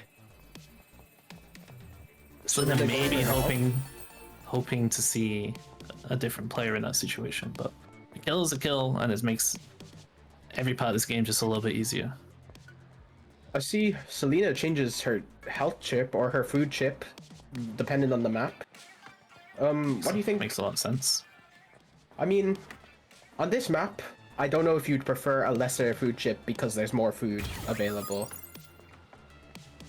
I don't know. I think just like the thing is as well, like if you're in the middle of an engagement and you're getting actively shot while eating, just the having gold chip just like means that you can just tank anybody's shots until they run out of ammo, and then you just turn around and can get the fight back onto them. So, but blue isn't bad. blue, like 20 per food. Yeah, let's see here, fight on a Renji. Renji going aggressive against Flick right now. He's already hit him once because he has FSTs. Gets a great, looks like a headshot there to take out Flick.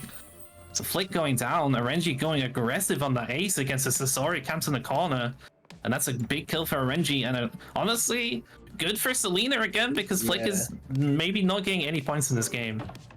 Like, Flick needs to be playing for that, like, at least until you can get, like, a gold card. Yeah. Because that's when Sasori really thrives, that fight in the vault. You thrive when you have that fight. But getting killed early by Arn is not what you want. Yeah, we have a lot of people in this area. Justin Sevenpan is just sat on a chair in like a corner and is watching players run past him. So Goose run past him, now Zinzel's run past him. Like, he is just sat there, he's chilling. Yeah, you see Goose and Zinzel, same disguise, kind of walking down different stairways now away from B. I think Sok is in B, so we have 4 players like all in a very close quarters here, but looks like players are going to be spreading out now. If I'm Zinzel, I'm chilling because I have all my key cards that I want. That's it, key cards are good. RNG, gamble boxing for maybe they want their blue key card. I get it. Yeah, bit of Vasha, double purple chip. Selena is just, you know, she's doing a lot of looting at these green rooms too. Like, definitely playing a bit slower after that early engagement. Green rooms, I feel like they're very good on this map. There is a lot of them, and they're all like really kind of, a lot of them are like kind of close by as well in this like middle section. Like, the pathing for green rooms is like super easy in this map. Yeah. I never see people run into each other. Everyone seems to be in green rooms right now. We might actually see some fights breaking out potentially. Like, I predicted like day 1 would be green room hunting because like the passive play. Well, I didn't expect like this round would be green room hunting. I expected a more aggressive kind of play, but yeah. Zin versus, did Zin know that Sok? I'm not sure. Sok was out of cover. Maybe spy checked. Sok was out of cover, but yeah, he has no heat and no health loss, so he is Trace. He's using Cage. I don't like Cage at all. Oh, he's kind of running straight past Zinzel right here, but again, this Cavalier just tracing and chilling, and chilling. No. I think just waiting for the end game or second phase at least. Yeah, definitely. Justin seems to like kind of just literally wait until phase 2 and then starts moving around and looting leftovers. Maybe looked at Giant Key's past results in Chavis Cup. Yeah, that was definitely Giant Key style. Yeah. The infamous Giant Key. Or famous, maybe, I don't know. Definitely famous. But, I don't know. A lot of green room hunting going on. I would like to see more kind of like blue room searching. Yeah. Wow. There's a free gold chip if someone gets over here though. Like one of the green rooms has a purple chip, that one has a gold chip, like Justin's gonna have a field day. Yeah, if no one else takes it, Justin's gonna get like a full loadout. It's gonna be crazy. Sok and Zinzel just kinda they've been crossing paths a lot.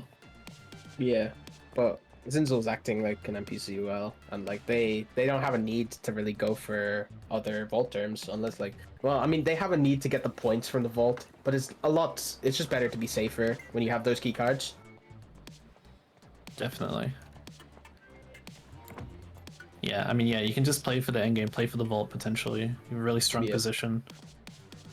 So honestly, in a longer game like this, you're going to expect more people to have those keycards. As Selena gets that purple keycard in that Lost and Found box.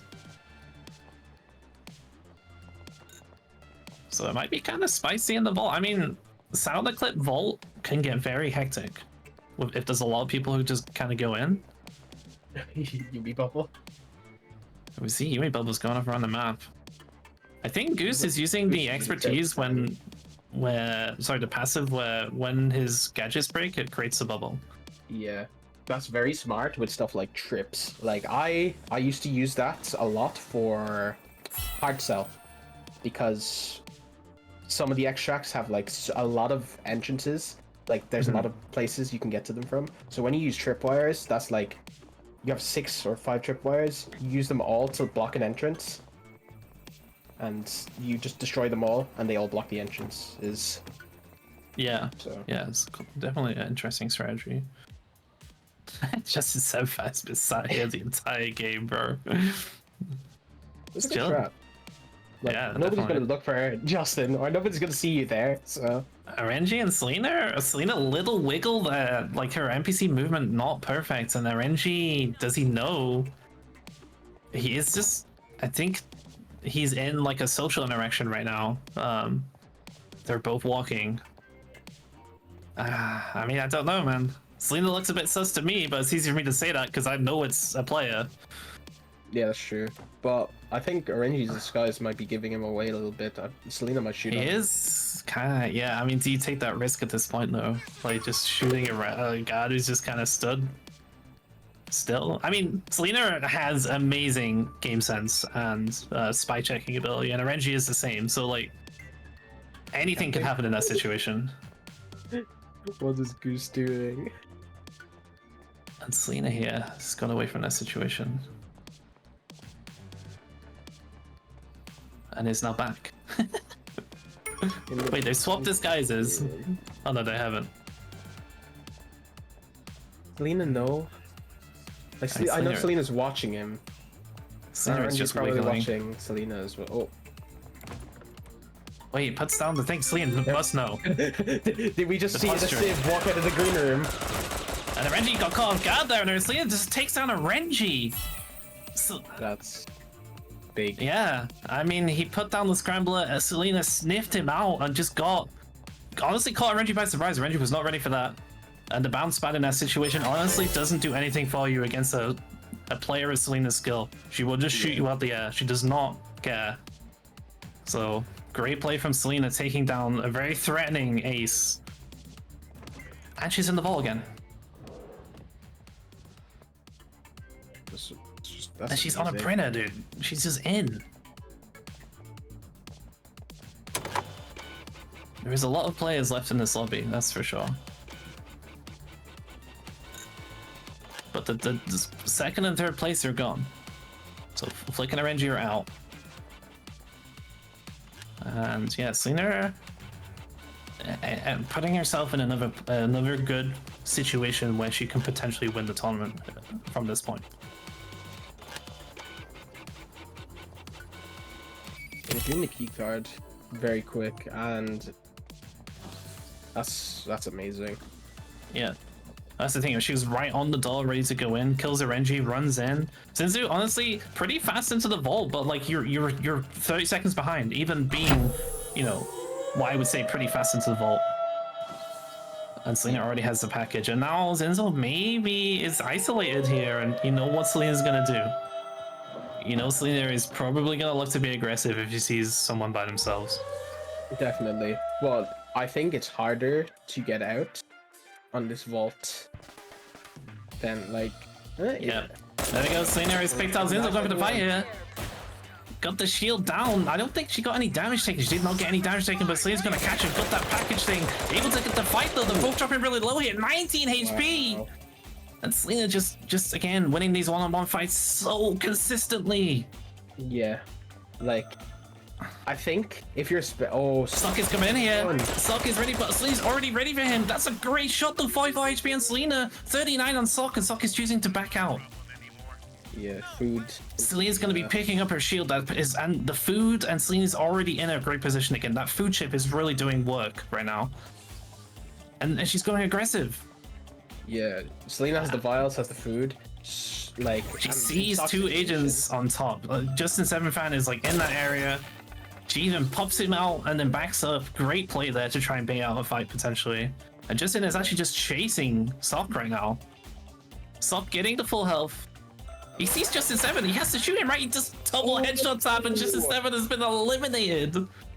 Brutally put down there by Sock. This is not good. The competition thinning. Yes. Like, it's just not good for. Great for Selena. Sock is right behind Goose. And this is a 3-person game. And if Goose shoots Sock here. Goose chooses not to. That's a good play. But I think Sock is just killing everyone and everything. Sock is going aggressive. Sock doesn't care who wins. I think Sock could be playing for position. It'd be true. I mean, it's really hard, dude. You see a Larson just crouched on the stairs next to you, dude, and you know you can insta-kill him. Like, to have restraint in that situation is hard, even in the final. Yeah. And Selena being kind of peppered by Goose here, but like this is not a fight you want to take for Goose. I know like maybe he's just trying to knock her out cover and stuff, but Yeah. like you cannot win the fight with that slingshot at that range. No, but I think just trying to get Selena out of cover, maybe getting the ping off. Maybe as Sock goes aggressive here, gets the missing a shield down shot. again. Missed the shot though. Cage. Selena's really healthy here. Is she gonna chase through the cage? She takes That's the okay. cage. I take But it back. Sock is kind of out. Sock has probably got back to full health here. Yeah, he's kind of running. I think But I've been Selena- using Cage wrong my whole life. Sock showing why Cage is a good expertise. Using it to run away instead of engage, definitely like slowing Selena down, making so you can't use that expertise, and making it so you get out of cover. Definitely. But Selena is out into the map now, so even with all that, she's in a good spot. She may let to go aggressive on Sock again. Sock is ready. Sock gets that opening shot onto her. Good shot. Is he gonna chase this? He's going kind of aggressive, uses expertise. Will not have that available, but Sock not choosing to follow up. Selena is literally just posturing and waiting for him, so Yeah. she would be ready. It's good restraint from Sock to hear the kiss and then back away. Like you know that definitely. they're gonna have the resistance when you hit them out of their cover again. So That's it. And Goose is kind of closing the gap on Selena. Selena's just kind of in the vault. It's very hectic. There's a lot of like moving. Like players are very active moving around. Sock maybe getting a shot off. Nice. Gets that shot off again. He's able to knock her out of cover, but like, I mean, she's just taking the intel again. Gets shot again, but like, I don't know. She's taking health files. Maybe it's good for that, you know, taking some resources away, but like, not a dangerous spot for Selena right now. Yeah, definitely not. She chooses not to use the food and uses her health files instead. Yeah, she is running it. Goose is on top of her. No intel. Does see Goose right now. Going for that fight. Goose gets the expertise out of it, but hasn't done any damage and is just taken out. No. And now we're on a one-on-one, and Sock could not capitalize. Seeing a full intel from Goose there, from his spy pack. One-on-one. This is the moment, do or die for Sock. Sock is gonna... I think it's gonna be rough. Because a close range fight, even though you have a shotgun, you have weapon 3 shotgun. It's not guaranteed to kill with like your left clicks. At that range. Yeah, I don't know how. I feel like he just has to get those headshots with the aim down sights. Like, Yeah. I don't know what else you do, because like you can double shotgun blast her melee, and then she just heals and has Sock is resistance. far away. I Oh don't my think God. is Sock gonna reach this. He must have a bounce pad Bounce here. mat. Oh, Gonna bounce pad. Miss He's bounce just mat. taking Miss down. bounce Oh, mat. and that's it. Miss Dude. bounce Selena, mat. It's over. GG. Wow. That was definitely a way for it to end. I got what I wanted. And Selena. That's rough for Sock. I want It's very unfortunate, but the position he was in just, yeah, it wasn't great. He gave himself a lot of work to do, and then even if he made the bounce pad, I don't think he was in a very favorable spot. If Selena would already got a ton of damage onto him. And yeah, she just takes it. So congratulations to Selena that winning the final mission. Champion. Fantastic play. Came out of the gates flying. Had some of the most dominant, you know, first 3 games that we've ever seen from a tournament player. And then, you know, falling off just a little bit, had opportunities in basically every game except that one where she unfortunately DC'd, but able to clutch it out in the 7th round. So I believe that equals Renji's record. Seven rounds for victory.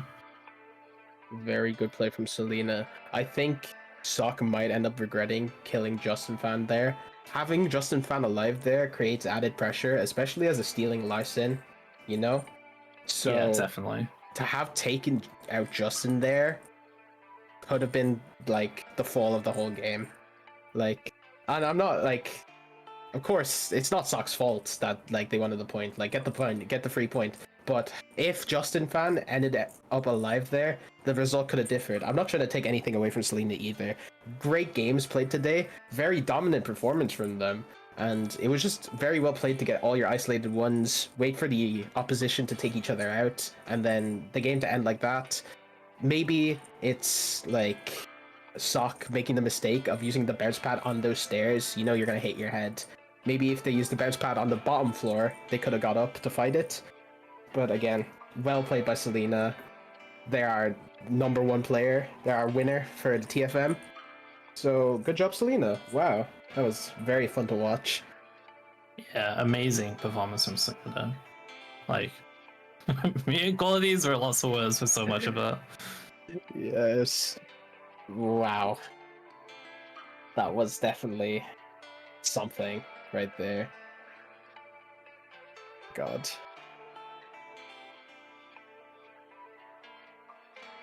Alrighty, so we're gonna be moving into an interview now with our champion. Welcome in, Selena. How are you feeling? I'm still in denial. I'm still very hyped. I'm still very stressed out from what happened because I started strong, but after that, I just completely fell off, and I wasn't even sure what was going to come to next. So Definitely. yeah, I'm surprised. I'm exhilarated and all that. Yeah. Yeah, I mean, congratulations again. Like, what were you feeling coming into this final eight? You see, we have a lot of competitive mainstay players in this. We have Arenji, we have Goose, we have some of these like people who've been playing competitive DI for months, and this is your first competitive tournament. Like, did you go in with expectations that you're just gonna crush this lobby, or what were your kind of expectations going in? Okay. So initially, I have to fully admit, when I first got into tournaments, like a week ago in the openings, I was like, yeah, I should be fine.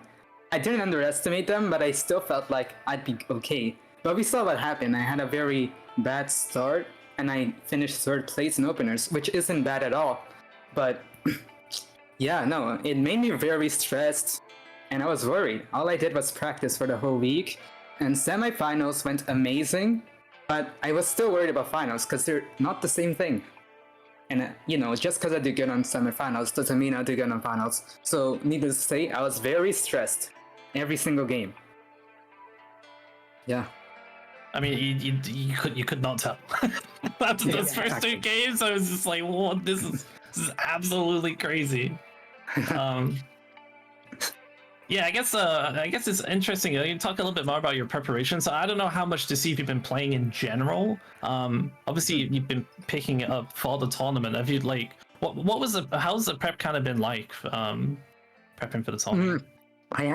My prep was mainly based on how I lost the games in the tourney. If I remember, first week, 2 of my losses were third parties, but there's more to it for sure. Like, one of them I remember vividly, I started a fight early on Silver Reef and it got me third party. So I knew from then, no more fighting early on unless it's a very closed location or like a giant map. And that was in a Silver Reef game. And another one was I died because I got caught printing. And from then on, I just sacrificed doing easy printers, the ones that are out in the open, in return of looking around for the safest one possible. Because worst case, I don't get the package, but I'm still alive and I could still win the game. So a lot of it was reflection, and the practice itself was just stealthing and blending in better. Because, of course, you're most vulnerable when you're ambushed. That makes perfect sense. Irish, you have any questions for Selena? I have a question. So your map choice was Fragrant Shore, right? Yeah. But you ended up getting your lobby wipe on Sound Eclipse. So what was the thoughts behind your map choice? Okay, so the reason I didn't want to go for Diamond Spire, right, which be the first one in the rotation, and it influenced my choice to go Fragment because it would delay Diamond Spire, was because Diamond Spire is a very risky map. Not harder to escape, but it's less forgiving when you get ambushed. Because people have a line of sight on you easily, and people are always near each other because the floors are, not too far apart. It's third-party central. Escaping is harder. Fragment Shore is big, it's gigantic, and if you want to play it safe, you could. And and I like how far apart all the vault terminals are. It lets me rush properly without getting third-partied as well, in case there's someone else there. I see. And I have another question about the Sound Eclipse game. Like, with, like, you engaged on all the fights, you got all your kills. Like, what went through your head getting all those kills? How did you feel after getting that 7 kill, the lobby wipe? Oh, I was on. It's probably one of the best games I ever played. So my logic was, I'm leading. I started the tournament with 5 points because of yesterday. I want to get as much points as possible and deny other people getting points. And I knew that realistically, logically, you want to leave people alive to pressure the package carrier, because in that game it wasn't me. But I figured I'll just go for points, deny the others points, and hopefully I'm enough to pressure the package carrier myself.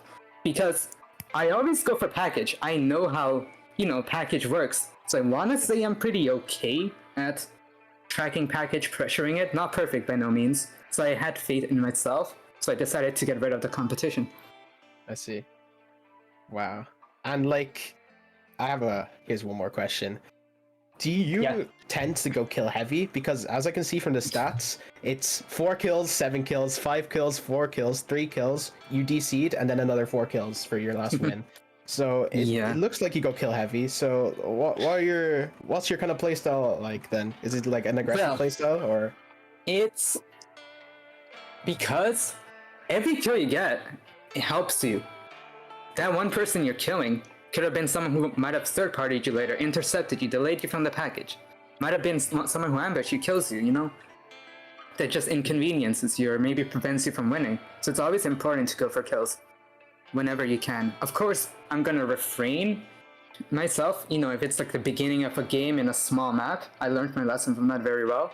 Or in a very open area and stuff. But otherwise, I always go for the opportunity, especially if I'm the one getting the advantage by getting an ambush on them. I see. Seal, do you have any more questions or? Not really. I'm still blown away, to be honest. Yeah. If there's any final words or shoutouts you want to give, Selena? Guys, and I thank you all for the opportunity and everyone that participated, watched. I really appreciate it, and it really helped me, the people in the chat, in the Twitch that, just encouraged me and all that, because I was very stressed. I was very much under pressure. And, stuff like that really suited me. And yeah, I do enjoy the opportunity here. It was really fun. Win or loss, was all I was looking forward to when it happened. So I guess just that. And I guess also shout out to Sweet Bandits for creating Red. That goes without saying. All right. Awesome. Yeah, so congratulations again to Selena. Yeah. Fantastic win here in the final mission. We're going to be going over some final scores here. To confirmation, Selena, our tournament winner, coming in first place with 63 points, an absolute monster performance. Flick securing that second place with 22 points. Arrangeman and Justin 7 Fan, third and fourth with 18. Sock the Sleeper, fifth place with 11. Zinzel with 10.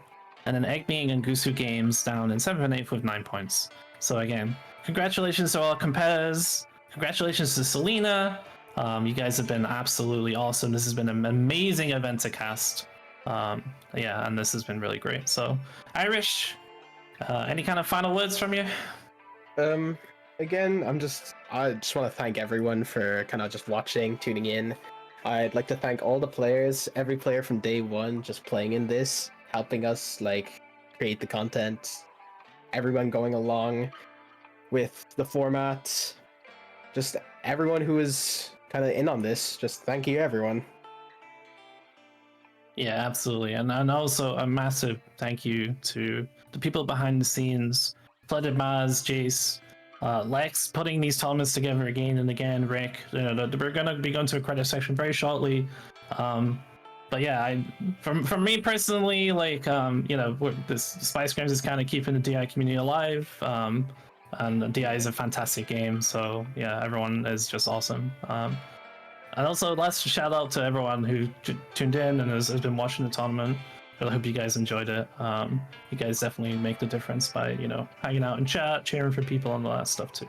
It's been really great. Alrighty then, and that is it. So that is the final. Oh, sorry. We'll go again. And that is it. That is the final mission. presented to you by Spice Scrims in partnership with Tripwire, and we will be going to our credits. Thanks very much for watching, and we'll see you guys around. Bye bye.